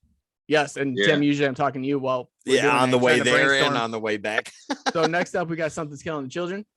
Look at Number that. 22. Still love this book. Can't talk highly enough about it. Justice Who do you League. think would be a good who do you think would be good to play Erica? Ooh. Honestly, Because I've heard a rumor of who it might be, but I don't know. Ooh, what's it? Oh, I'm trying to think of her name. Who played? I can't think of her name now. I think just Oh my looking at the God. way that she's drawn, I'm I blanking think so hard right now. I think Emma Stone would be really good. Yes, but I can't remember. I'm blanking so hard. Suicide Squad. Margot Robbie. Enchantress. Oh, D'Evangeline. Yes. I can't remember her first name. Blonde. She's already got the short hair. Yep. But I got Justice League. The Death of the Justice League. I would say The real Death quick, of the Justice League. Yeah. I would say, to answer That's a your cool cover. question, That's a really cool cover. casting for Erica, I would say someone new. Yeah, that would have to. It would go that route. But if you had to pick someone that was like up there, that would be my choice. Yeah. I've heard the rumor I've heard is that it's going to be I can't remember her name now. She was in The Tudors. She was in Game of Thrones. Amelia Clark. No, not Amelia Clark. Oh, Sophie. No. She was in Tudors first. She played the wife in the first, the mistress, then the wife on the first couple seasons. Oh, I know who you're talking about. I can't remember her name though. That Mausoleum cover was great, Jamie. Yes. Yeah, that one was really cool. As I shall henceforth call you J Dub. Yes, J Dub all the time. My buddy called me that. Once you said it in a message, I was like, "Oh my God, you forgot the extra B." Okay, so next up, I got Noctera number 9. Natalie Dormer. Sorry, just. Oh yeah, Natalie Dormer. I can see that, but I feel like she's older. You give praise to that every time you throw it up there, guys. If you guys are not reading Noctera is such a good series. You guys are missing out. I mean, what's going on with Blacktop Bill? For those who don't know what this story is about, it's basically it's night now everywhere. They don't know what happened. People and animals are turning into different species. If you're caught outside too long without any light, and if you get attacked by them, you turn into one of them. And Blacktop Bill is probably the best villain I've ever seen in my life. Wow. Nice. And Like, what's great I'm is his he's not solo even, one issue. he's not even the worst one yet. I know, but that solo one shot he has that they came out with. If you guys don't know what a one shot is, it's basically a story, self-contained. You know, it kind of just tells either A, an origin, or B, it tells a story that needs to be told and it fits somewhere in the timeline. What issue number is it on? 9. Nice. Yes, it's very well written. It's Scott Tony Snyder? Daniels and Scott Snyder. Nice. Tony Daniel does the artwork, which is just fantastic. Phenomenal. Yeah. One of the ones that I don't see anyone really picking up or showing, Batman Beyond the White Knight. I saw that and I almost 2. grabbed it. Sean Murphy's created his own universe basically for the Batman people out there. And He's they have basically- let him. Yes, he's basically taken over the Batman realm in his own view of it. They've brought in different characters. The last one was Azrael, that was the main antagonist, which I love me some Azrael. He's getting his own series again for DC. 6 issue mini. I can't wait. Yeah. Yeah, I can't wait for it. Right now we're bringing in Batman Beyond. Basically Joker was having an existential crisis where if he took his medication like normal people, he'd be Jack Napier, but when he doesn't, he's the Joker. It's basically, to me, it's a tale of Dr. Jekyll, Mr. Hyde. Well, if you guys want to see where it all started, we have the full story on Decoding Panels. Yes, go check that out. I felt bad for Bruce being caught on camera beating the living tar. Dude, Yes. I got the you want it, Joker? You got it. God. actually at the comic show I just went to, I wasn't something I was looking for, but I always like to flip through the boxes where they have the full sets, because like, hey, it's a good way to get a whole mini series or something.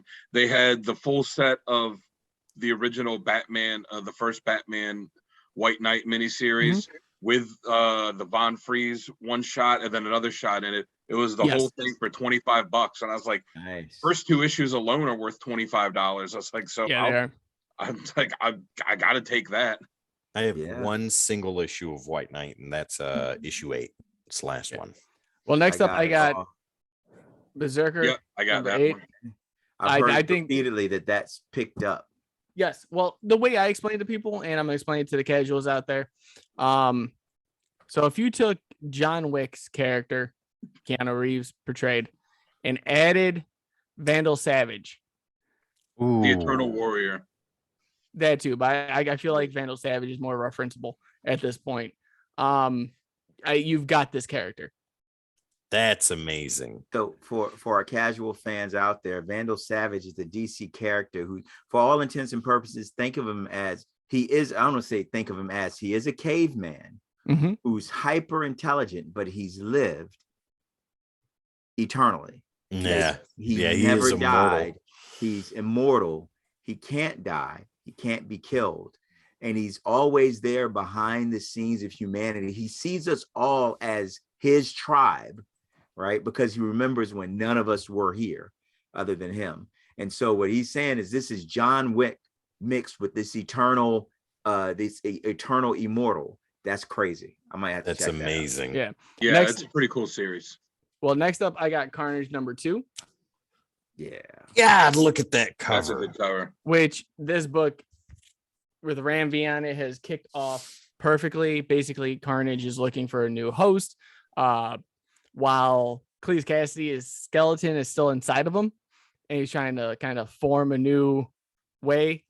There's a new, how can I put it? A new protagonist, but antagonist at the same time. Trying to get Carnage in and lure him in to see his madness, so that way he can become the new host for Carnage.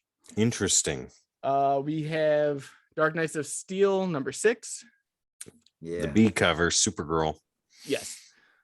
Story is amazing. Tom Taylor knocks everything out of the park.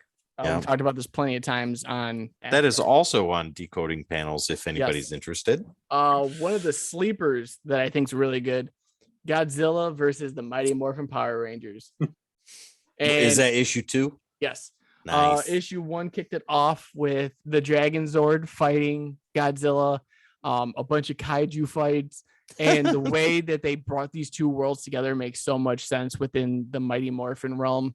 Now that's a is intercompany astonishing. crossover. Boom, Boom and and IDW. IDW. Yep. Yes.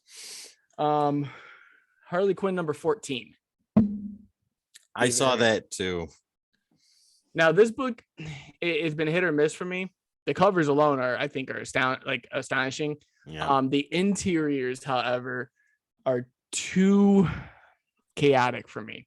And I say that in the way of they're trying to take the animated series and a modern day series and put them into one, and it just does not fit with this book to me. Next up, we got Power Rangers Universe number 5. Right on. Black Ranger. Awesome. A book I started off with reading and hated it, and now I love it. Basically, It's a new team.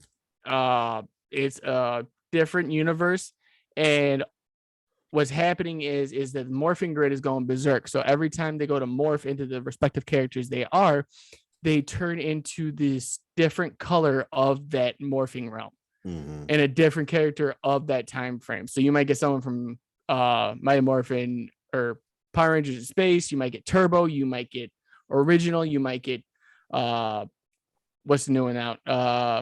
Zeo. Zeo. You might get any of them, and it always changes, never stays the same. Well, see, Jamie, we even talked about that because I think both you and I read Universe number 1 at the same time, and I fell off because I wasn't very interested in it, and you almost did too. But you were like, "I'm going to stick it out. I'm going to tough it out. I'm going to read issue 2 Power and Rangers, see what I have happens." Yeah. Rogue Sun number 3. Yeah, I got that one too. I think this book is a phenomenal book. It spun out Supermassive. It was 90-page telling of Rogue Sun, Inferno Girl, and Rogue Sun. It is a great origin, different to an aspect, which I really enjoyed because you don't get too much difference in this realm anymore, especially with the superhero lore. And they're building up like a whole shared Radiant Black universe too. Yes, and they're going to do massive crossovers. They've already established. One of the ones that I've always enjoyed, and I was waiting for 2 years for it to come back out, and I still love Saga. This is at 58, and story just took a turn, and I'm so committed. Written by Brian K. Vaughan. I always get her name wrong every time. Fiona Staples is the artist. I always want to say something else, and Tim always corrects me. Tori Amos. Yeah. Another Ram V book is The Swamp Thing. Oh, look at that. That's a big cover. So good. Yeah. And it is a story of Alec Holland no longer being Swamp Thing.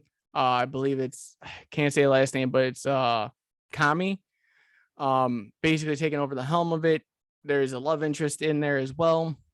And there's still parts of the lure or the mythos, I should say, of the Swamp Thing that play big roles within the story. Nice. Batman Beyond Neo Year number 2. What is on that cover? I can't really say, or I'm gonna give it away. Fair enough. That it just looks very. Yes, it is a great active book. Yeah, it's got a lot of motion in it. I love that. Yeah, that was the B cover. One of my favorite homage covers though is Radiant Black right now, especially with. Is it the Spider-Man one? No. Oh nope. Oh yeah, I got that one too. If you're not reading Radiant Black, you need to be. It's. I feel like that's gonna be that. I feel like that has the potential to blow up, kind of the way Invincible did. It's going to. I feel like. One of the covers and comics that I think is underrated is Task Force Z. That cover, you showed that to me the other day, and that looks so good. Yeah. And basically what's happening in here is Two-Face basically has his own Suicide Squad, and he needed a leader, so he took Red Hood. And what they're doing is injecting villains with the Lazarus Resurrent, and giving them just enough of a hit of it to make them zombies and listen on command, just so they can make it through a mission. Wow. Lastly, because I was trying to speed through these, we have Last Ronin, the final issue. I picked that up today. Too. I picked that up last week. Now, Tone, you did say something that kind of put me over the edge, just a teeny tiny bit. We were like, oh, it's not the TMNT I know, but it's a Elseworld stories to me, and I absolutely am infatuated with it. It's a different take, it's a different idealistic, and you know, it goes to what I've always said. Comic fans want change until they get change. Yeah. I would say, and I'm trying to not spoil anything. It's where that book ended that gave me my biggest problem, not the environment they created. Okay. See, and that intrigues me to read it even more. I haven't read the new issue yet. Yeah. I will say I don't know if it's giving anything away to say which turtle it is. We did talk about that last week. Survivor. When you have Michelangelo, I think making Michelangelo the one that survives is like really the most heartbreaking when you think of who his character is in general compared to the other ones, because he's like the fun-loving, happy kind of guy as compared to some of the other ones. And then when it's him that's the only one left and all of his brothers have died, and all these people that are close to him have died, and the changes that he goes through from what he was to what he became, like that's well, Tone, you said it. Oh, go ahead, Dan. Sorry. I was just gonna say, like, I think that punches the story home a lot more than if it was someone, like if it was like Leonardo or Raphael. Agreed. Tone, and you said that last week. You said it best because it takes you, the course of those 5 issues takes you through what happened to his brothers and to Master Splinter and stuff like that. Yeah. And even though you say that this isn't the Turtles that you're used to, you still gave great respect to the story because of what they tried to do. Yeah. I'm a fan of whenever any creative team takes a swing, I tend to appreciate it. Even if it's a miss, there's something there in the miss that we needed, right? And when I still get ripped, a great example is the Spider Clone saga from the early 90s, right? Which uniformly is reviled and hated and people but I appreciate the fact they had the stones to take a risk, and it went way off course and it didn't deliver in some ways. There are a couple of things in there that are goodness, so on and so big. So to take the Turtles as we've known them, and to be fair, I'm not a current Turtles reading, and so there are people who read the comic consistently, but the shift in tone, the demeanor, the new environment they're in, that took some transition for me, but that's not what put me off. I was definitely on board with that and wanted to see where it go. It was where it ended that kind of left me cold. Right on. That's totally understandable too. And it's like what we talked about last week, was that sometimes these stories that receive a lot of this hype aren't necessarily for everybody. And that's the whole point of why we do what we do here, is each of us have our own opinions and they're all valid. Yeah. And one of the things I want to 100%, Tim, and for people out there watching, just note that this group of people, we read comics. It's a lifelong labor of love for us. I go out of my way to try to not impugn something as horrible if it didn't resonate with me. These creative teams and these writers put so much work into this, right? Yes. And even the stuff that people would consider trash, like Moon Knight Volume 1. All right.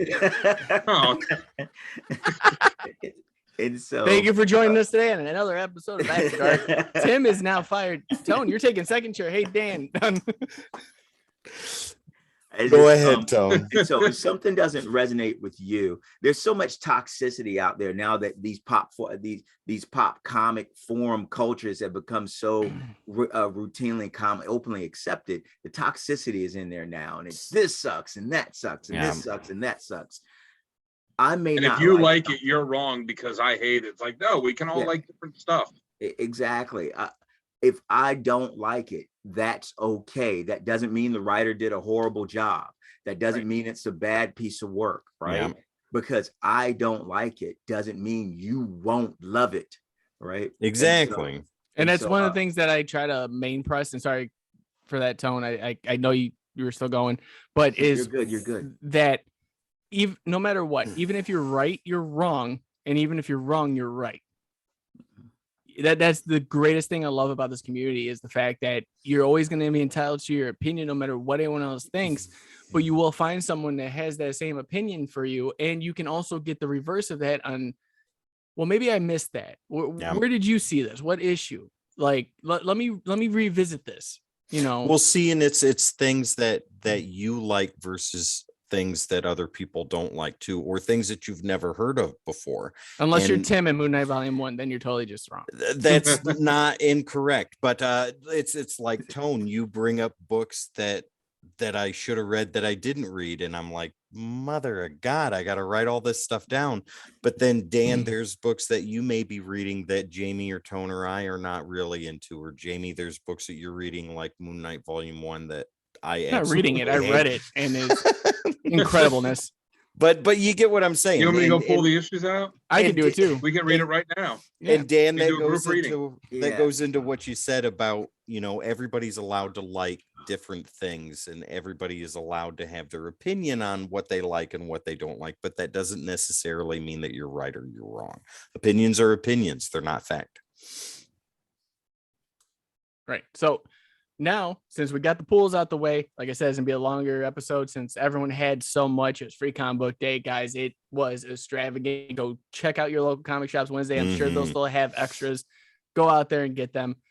Tim, if you want to jump into the next segment, I will be right back and I will continue the conversation with you guys. Absolutely. The seal has been broken for Jamie. So it's 6 drinks in. I'm like, I need to go. I'll be right back, guys. Well, Dan, why don't you go ahead and show us the one book that you set aside specifically for this topic of conversation. So what Dan's going to show you guys is crowdfunding or Kickstarters, Indiegogos, GoFundMe's, things like that for comic books that people do. And if you're unfamiliar with that, Tone, I think you can give a better explanation than I can about what crowdfunding and Kickstarters for comic books are. So why don't you go ahead and take that away? Okay. As everybody knows, we have big comic companies out there, right? You've got Marvel, you've got DC, you have Image, which started off as a small independent company, but has really grown into the big third engine on the comic industry, right? Marvel, established characters, DC, established characters, Image, where writers go, where they get to own the properties they create, but there's a lot of creation that's taking place. Then you've got the Booms and the Valiants, and you have all these comic companies that have a structure behind them. But what about the small independent creators? Where do they fit in at, right? And so something that's really gotten a great groundswell in recent years is comic creators using social media platforms to not just create their work, but to publish it and to seek funding, hence Kickstarter, right? And so what'll happen is you'll get a creator who have a great idea, but he needs time to work on it. And all of these things, we pull them out of our head, but it takes time, it takes effort, money, resources to get something from your brain down, drawn, penciled, ink, colored, printed, and then distributed. And so now these creators, that just like any other form that creates content, right?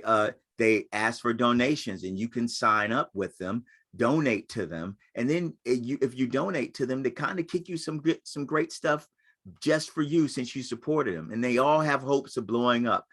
And on a quick parallel note to this, we all have stories bouncing around in our head. We've been reading these stories for years. We have things, but the comic companies say, don't write stories with our characters, right?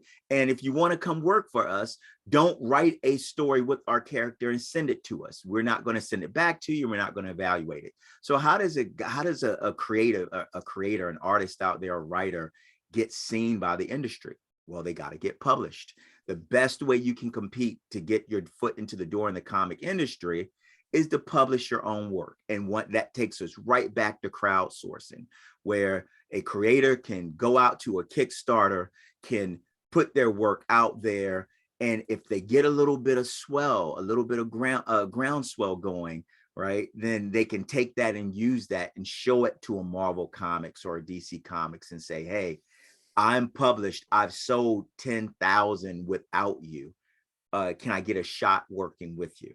And so that's why crowdsourcing and crowdfunding is so important to the new artists and the new writers that are always trying to break in the industry. And some are not trying to break in the greater industry. They just love the freedom of doing it on their own time, on their own pace. And crowdsourcing allows them to do that. So we're fans of it here at the Kodak station, right? And Dan, that's a segue into your dialogue. Yeah, so I backed a lot of Kickstarters. I've done some music, some music Kickstarters that I've backed, and a couple of this, some card games and stuff. But 95% of the ones I backed are comics, and it's like anything. Sometimes hit, sometimes miss. Sometimes you read the book and you're like, oh wow, this is really good. And other times you get it and you say, I can see why a comic company isn't publishing this. But a lot of times I like the stuff, like Tone said, you can get some cool stuff from it. Original artwork, the comics, posters, cards, signatures, variant covers, original artwork. Yeah, original art. They'll, at different, it's usually like, if you donate $5, you get a PDF of it. If you donate 20, you get a physical copy. If you donate 30, you get it signed, and the more you donate, the more stuff you get. Sometimes they'll have a high thing where it's like, hey, you donate $200 and we'll draw you into the story. And it's good because it's a mix of, like this one, it's this one called Red, White, and Broke, Confessions of an American Superhero. Hold that up there so people can see what that is. I got to take it out. It's okay. It's a 4-issue miniseries. So this Kickstarter was for all 4 issues. So this one was for, so there's no glare. So we'll save the world First for $50. Yeah, the second one. So, this one is by some unknown creators, but there's also creators like John Homelander. Yeah, like Jim Calafiore, Tom Grummett, who his big claim to, or not, Tom Grummett Kessel has done a bunch of them, which I really like. His big claim to fame now is that he's the one that created King Shark.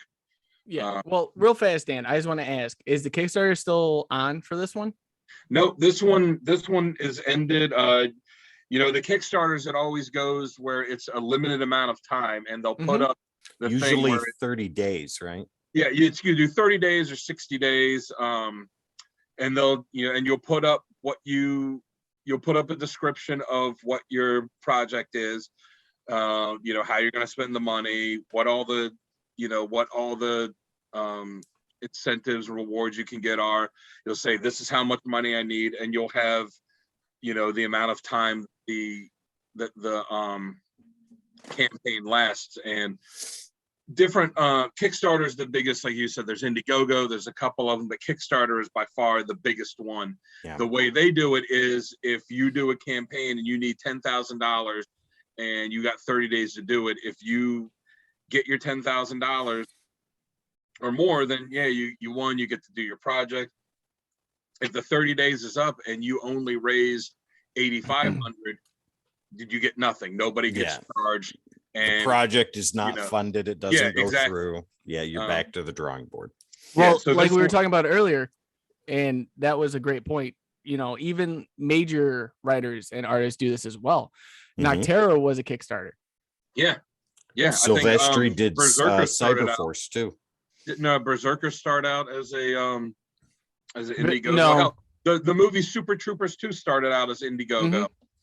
The studio told him, if you can raise this much money, then we'll fund the rest of it to do the movie. So it's not always just unknown people. It's all, it's unknowns. It's a good way to get their stuff out there. But for established creators, it's a way for them to go and say, hey, I'm going to do what I want and not have anybody tell me what I can or can't do. And like, Carl Kessel's the last one he did, Impossible Jones. They've done a couple of them. Now it's, I think, Scout Comics. That's published. They did the graphic novel, and they're saying, okay, well, we're going to break it into a 4-issue miniseries and publish those two to, to help get it out there even more. you had Veronica Mars, the television show that everybody absolutely loved, and they did a Kickstarter for that, raised like $2 million, and all they needed was $1 million, and they ended up getting a movie out of that. I got my t-shirt and my stickers and stuff from that. Exactly. But, so this one, it was for a guy that was unknown. I just I saw it on there, I read the description, sounded interesting. So what I pledged to get was I got 4 issues, all 4 issues of it. They're all, and you can see they're all autographed. Signed. Nice. The writer / creator. That design is so similar to Homelander. The first thing that popped in my head was exactly. I wonder if Homelander's so morally bankrupt, right? I wonder if that clicked in the writer's head and said, but what if he was actually, what would the story be like if he was actually bankrupt, right? Yeah, interesting. Like a hero for hire at that point. Yeah, I wonder if there's any mental connection there that if you would have asked the writer. Like drawing inspiration from it. Yeah, exactly. I'm off on a tangent. Go ahead. I'm sorry, Dan. We do that all the time here at the Kodak Station. Tangents are our friend. So so this one I got the 4 issues. They're all autographed, and then it came with these 4 cards. They're not postcards; they're just blank on the back. But it's a postcard for there was a. I see that Incredible Hulk homage there was a variant cover for each issue that was an homage cover. So this was the one for the first issue. Wow. The second issue. Demon in a Bottle. Yeah. The 3rd issue variant. Days of Future Past. And like you said, the Hulk one, the Incredible Hulk. Or the Mighty Hercules. Yeah. So it came with those. The story itself, it's about this guy that's a superhero. All 4 issues take place in the span of this TV interview he's doing, where he reveals his identity to the world and says, I'm broke, and he's running. And in this, it's not called Kickstarter because you can't use copyright stuff, so it's called Quick Starter, where he's running a Quick Starter campaign to raise money for him to be a superhero. The story's interesting because and it goes off where he has to like stop the interview and go fight villains here and there. But the stuff he says in it, which is stuff that's not really addressed in regular superhero comics to the extent that it probably should be, where he's like, and he says, in 3 years, I've had 25 jobs because, you're calling out of work on the second day you start a job because you have to go when, it's bank robbery. And he goes, so, I can't hold down a job because I'm always having to go do superhero stuff and help people. And, and I can't, he says, when my parents died, I was left a little bit of money, not a ton, but a little bit to get through, but I've run out of that now. It's like, I'm not trying to be a millionaire. I just need to be able to pay my rent, to buy food, because, as he's saying too, he's like, you don't imagine how much protein and how much food you need to have to be able to operate like this, how much money it costs to get costumes made. He's like he said, is like, if I go off and fight some demon or something or if I'm off in space fighting a space war and I'm gone for a month, he's like, I still have to pay my water bill.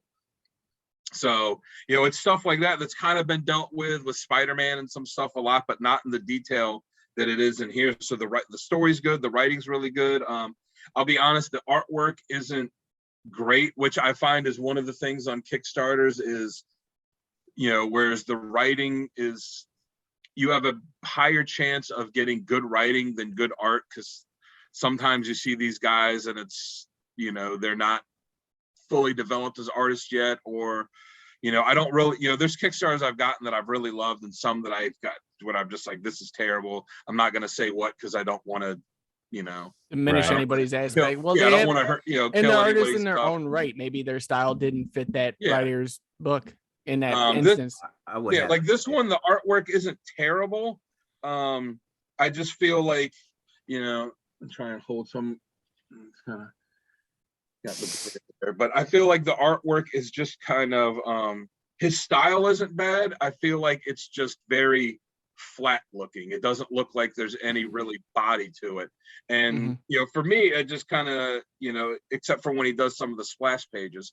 So I think it for me, I kind of look at it as something where he just, you know, the artist maybe just needs to progress, you know, a little bit and more. this gives him a real opportunity to do that. Yeah, and exactly, like this gives him his foot in the door. And you know, his character designs in it are pretty cool. Overall, it was a fun book, and it says in the back of the last one that they're gonna, you know, they're gonna do more. There's a couple other Kickstarters that I helped fund that I'm waiting to get stuff on. I mean, I've done Kickstarters myself, not for comics, but the last 2 albums that I recorded and released, I was able to do it because I raised money on Kickstarter to be able to get money to go in a recording studio, to be able to get CDs pressed, to get, you know, stickers made, and get all that stuff done. So for me, it's not, you know, supporting Kickstarter stuff is also because I've had people support Kickstarters that I myself have done. And well, let's take it around the table real quick. Jamie, how do you feel about crowdfunding? Do you think that it's a necessity, or do you think that it's something that's more of like a want? You know what I mean? Well, first off, before getting into that question, Dan, do me a favor. Message me in our chat, obviously. I want to see if I can contact this writer or artist. I would love to be able to push this book for them as part of the Codex Station. See if we can get them for an interview or one shot. Right on. Yeah. I always remember too, like for Kickstarter, and the Kickstarter has a thing in it too that specifically says you're not guaranteed to get anything. Because my wife backed this really cool looking cooler years ago that was a couple, like $100 or $200, and the guy made hundreds of thousands of dollars more than his campaign was supposed to, and he just never produced them, and all these people are out money. It's rare, at least with comics. I've never had it happen to me. Everything I've gotten. But I honestly, here with us, we want to be able to push these people to a level beyond what we can. And since it's already been crowdfunded, it's already been pushed, it's already out, I want to be able to give them a platform to speak about it. Yeah, and what their idealistics went into it.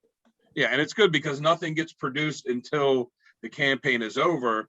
But there's a lot of them like this one where it's okay, this 4 issues is done, I'm gonna do another one. There was another one, Paradox Girl, that I really liked. That was 3 or 4 campaigns for each issue, and that's what a lot of them will do too. It's like, all right, we'll do a campaign for this first issue, and when that's done, then we'll do a campaign for the second issue, or you know, or we'll do a campaign for these 3 issues, and then, you know, so a lot of creators that do it, it's not just I did this one and now it's over. It's all right, they'll continue a series, or it's, hey, I crowdfunded this one horror book and now I'm crowdfunding the sci-fi book I'm doing, and now I'm crowdfunding the superhero one I'm doing, where they just bypass companies completely and just, I'm doing it all myself. Right. But yeah, well, like I said, pass along the information. Let's see if I can reach out to them, or if anyone here at the station can. Because I would love any of us, even Tone, if you want to, if we can get any of us can get a hold of them to do a one shot or an actual interview with them, give them that spotlight, because that's something that we lack in this community so hard.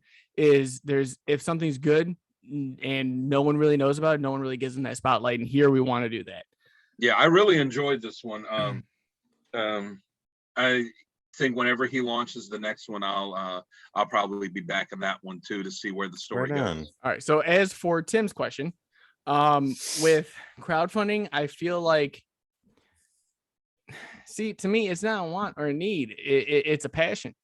If you're putting something out there and you want to tell the world a story, but you don't know how receptive people are going to be to it, this is their outlet. This is their way to get that in someone's hands. This is a way for Dan to spend numerous amounts of money to do so. This is a way to give a creator that's unknown a pedestal to be known. You know, you look at guys that started up from nothing, that you hear these horror stories about them trying to break into the industry. They're working 3 jobs and still writing for 8 hours a night. this is their staple. This is their chance. And to some, it might be a need or a necessity because you have that goal, you have that dream, just like we do here. Mhm. But at the end of the day, it's still something that is resonating inside you and you need it. But in the same aspect, that's your outlet to need it. Right. Okay. Right on. Tone, how do you feel about that? Do you think that crowdfunding is a want or a necessity? Or like Jamie said, do you believe that it's more of a passion? I think it's a necessity for the modern industry as the industries become more stratified and it's been harder to break. As things become more accessible and the industry grows, just think about it. You can see it in almost every industry. Let's go back to professional wrestling. Your ability to be a professional wrestler in the 70s was much easier. You could say, I'm a rough and tumble guy, walk up to a promoter after a wrestling event in any of the numerous small federations or circuits that were scattered across the country. Their territories. Yep, exactly. And they have you doing bumps in a ring for 2 or 3 weeks and you being your first match, right? Yeah. After that was in the 70s. Try that now and see what stratified for you to ever get in front of a crowd, right? Mm-hmm. And so I say that every industry goes through that maturation, and the comic industry is no different, right? And as the industries have grown and gotten bigger and gotten more powerful, more influential, right? Been absorbed by other more major companies, right? The two mainstays, Marvel and DC, that ability to reach up and reach in and contact someone to legitimately consider you for an opportunity is much more difficult to come by, right? It's more accessible to more people and they are higher up the food chain. And so crowdsourcing, crowdfunding to me gives a creator an opportunity to publish work where they may be successful outside of those corporate structured entities, Mm-hmm. or it may pave a way for them inside. Now it comes at risk, right? And all of this comes at risk. And I also think slightly parallel to this, like I always say, everyone, they're the fans, and then you have occasionally, which I'm sure you've all heard, which has always made me laugh maniacally, almost like a super villain. The people who think they're going to retire on the comic collection. I bought them all so I can retire, right? This is going to be worth $50 million down the road, gentlemen. Yeah. So you can put it on eBay, someone will pay it. Get ready to ask me for money in 10 days. And so you see that. And I saw it in the 90s with the 90s comic explosion, right? And everyone buying up any issue that was a variant cover or a #1 because it was going to be worth $50,000. So everyone's always looking for the next. Oh, this has foil on it. It's going to be worth a ton. Yeah, exactly. And everyone's always looking. It's kind of the retail investor, I'll call them that, for the next Action Comics #1, right? Mm-hmm. And they're always looking for the next Fantastic Four #1, and the comic industry knows it, and they occasionally slap #1s on books just because they know those people are out there, right? Yeah, they got to make money too. And to me, that next big kind of landmark book is not going to come out of industry, right? Industry is already too established, right? That next big property that's going to shake the world, that's going to reach into canon and become canon outside of the mainstays is going to come from crowdsourcing, right? Right on. If we really look at if we take one baby step backwards in the time and we look at Image, when Image was a young fledgling comic company that was on shaky legs, right? Mm-hmm. Out of everything Image did back then, Spawn still lives on and has really reached mainstream stability, right? Now, that was not crowdsourced. They started their own company, but the premise is fundamentally the same, right? And I think that as long as you have creators coming out and having a mechanism to get funding to create content outside of the industry, there's the risk aspect. You may give them money and this may become nothing. or you may give them money. This may become popular 5 years Mhm. from now, 2 years from now, 10 years from now.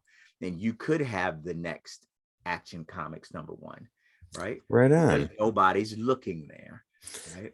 And so I think it's two things. I think it closes that gap, lets a writer get published outside, or an artist get seen outside of the normal structures, right? So you can get your own sales, get your own publication numbers up, right? And it also, if you're a searcher out there digging for treasure, Indiana Jones in the comic books, there's a shot, right? There's a lightning bolt that you could get the next hot thing before it's ever the next hot thing. Right on. I'm gonna maybe piggyback a tiny bit off of what you and Jamie both said. Jamie, I agree with you 100%. It's a passion. I think that it couldn't have been said better that way. But Tone, I also agree with you that it's a necessity too, because it gives creators, not even on the independent level, but more on the underground level, an opportunity to get their voice out and to get their vision seen and heard and paid attention to. And like you gave with the analogy of wrestling and being in the indies and things like that, you got to start somewhere. And your dreams of being in front of 50,000 people on WWE is not going to happen tomorrow. You have to work to that. Crowdsourcing is a great place. Or to get that. AEW. Or AEW, Or exactly. AEW. I've done crowdsourcing. I did crowdsourcing for Dragons and Warriors. I did a Kickstarter. It did not go Which you through. can find on Decoding Panels episode Yeah. over at the Codex Station. All you gotta do is hit the subscribe button on YouTube and you guys can go find it there. Yeah. But my story for Kickstarter is one of failure. It didn't happen. We did not reach our goal. And that's what takes place sometimes. But that doesn't I had that mean too. Yeah, but that doesn't mean that the story goes away. It just means it just sits and waits for an opportunity for people to get interested in it Like again. Codex. Like Codex and Decoding Panels, which is now where it sits, and it's at 36 views, I believe. You get But to yeah. 100, Tim's gonna keep going with it. Yeah, if we get to 100, I'll look back at the scripts that I have, and I'll sit down with some friends and some people and see what I can work out and get some actual issues written out. But Real fast, Tim, your invisible friend Nick is here. I want to say hi. Thank you, Tim, for typing that into the chat with a different name. Go ahead. Blizzard the Wizard. Yeah, Wizard? Blizzard, thank you for being on here. Wow. Oh, there's Nick. Blizzard the Wizard is somebody else. Right on. Hey, how's it going, guys? Passion and necessity, I think, are the perfect words to describe what crowdsourcing is. But people also have to understand that failure is a very real possibility. Just because you have the passion and the necessity and the vision to get your story out there does not necessarily mean that the first time is going to be a success. And with that, Dan, why don't you go ahead and finish this topic of conversation and give us your thoughts on that? Do you think that crowdsourcing is a necessity or a want? I mean, it's not a necessity in the sense that, food, water, a place to live, oxygen are necessity, but, like you say, for your creating thing, me too, like you create something and you want to get it out to the world, like for me with recording the CDs, like, I don't want to just write songs and play them for the four walls in my basement or for the other guys in the band. Like you want to go out and play it for people. You want to get it recorded so you can get it out to even more people. I ran a Kickstarter that, that was a pretty big, grand idea that would have been like this, about a year-long spanning thing that didn't go over.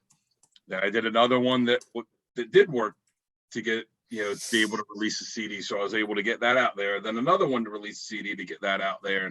And, as someone that's creating, you have that need not just to create, but to create and get it out there for other people to be able to read or listen to, or, right. Or if you're a cook, to be able to eat it, or or whatever, whatever it is, you want to create it and get it out there for people. So in that sense, yeah, it's a necessity for that. And not everybody has the opportunity.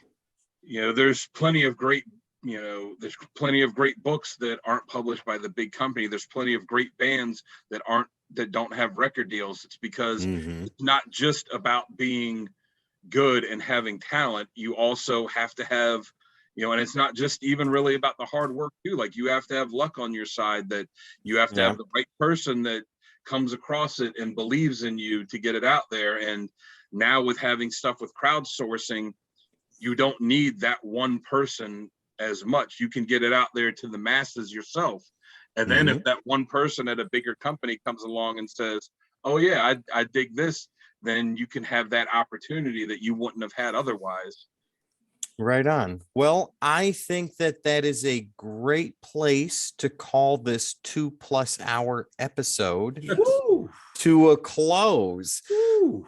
Gentlemen, it has been wonderful sitting here looking at polls and looking at On the Hunts, looking at Free Comic Book Day issues, and talking about a very important subject, which is crowdsourcing. I think all four of us have very awesome and amazing points to make as far as that goes. And with necessity and passion, I think that is the perfect way to describe what it means and what it is.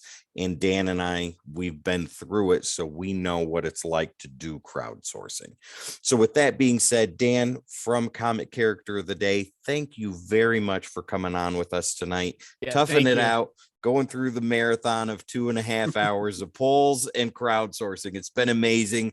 And it's always a pleasure to have you here.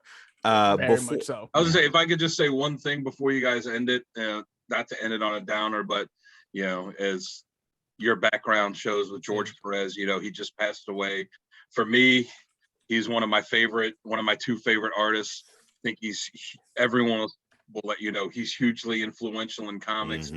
For me, there's a lot of artists I like, but I think Perez is the quintessential superhero artist. The way he is able to, like in the picture in your background, just fill so many characters and so much detail into single panels and issues, and yet no two characters look like it's just it's just the same face with just a different color costume. Like, they all look individual. I saw someone post on Twitter where they said he's one of the only artists where he can draw a picture of Hawkeye and Captain America standing there with no masks or costumes on, two blonde white guys, and each of them look completely identifiable as their own separate character. And like, his design ability, his storytelling ability,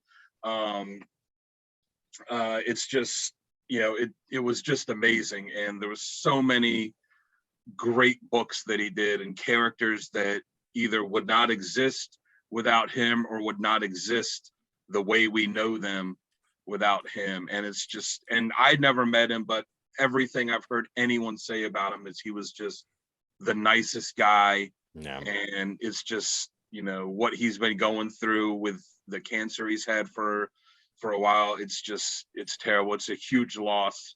And then right off the back, with what happened a week ago too, with Neil Adams. But but it's just, with Perez passing, it's just such a huge loss for the industry. Absolutely. And we here at Codex express our sincerest condolences to the Perez family.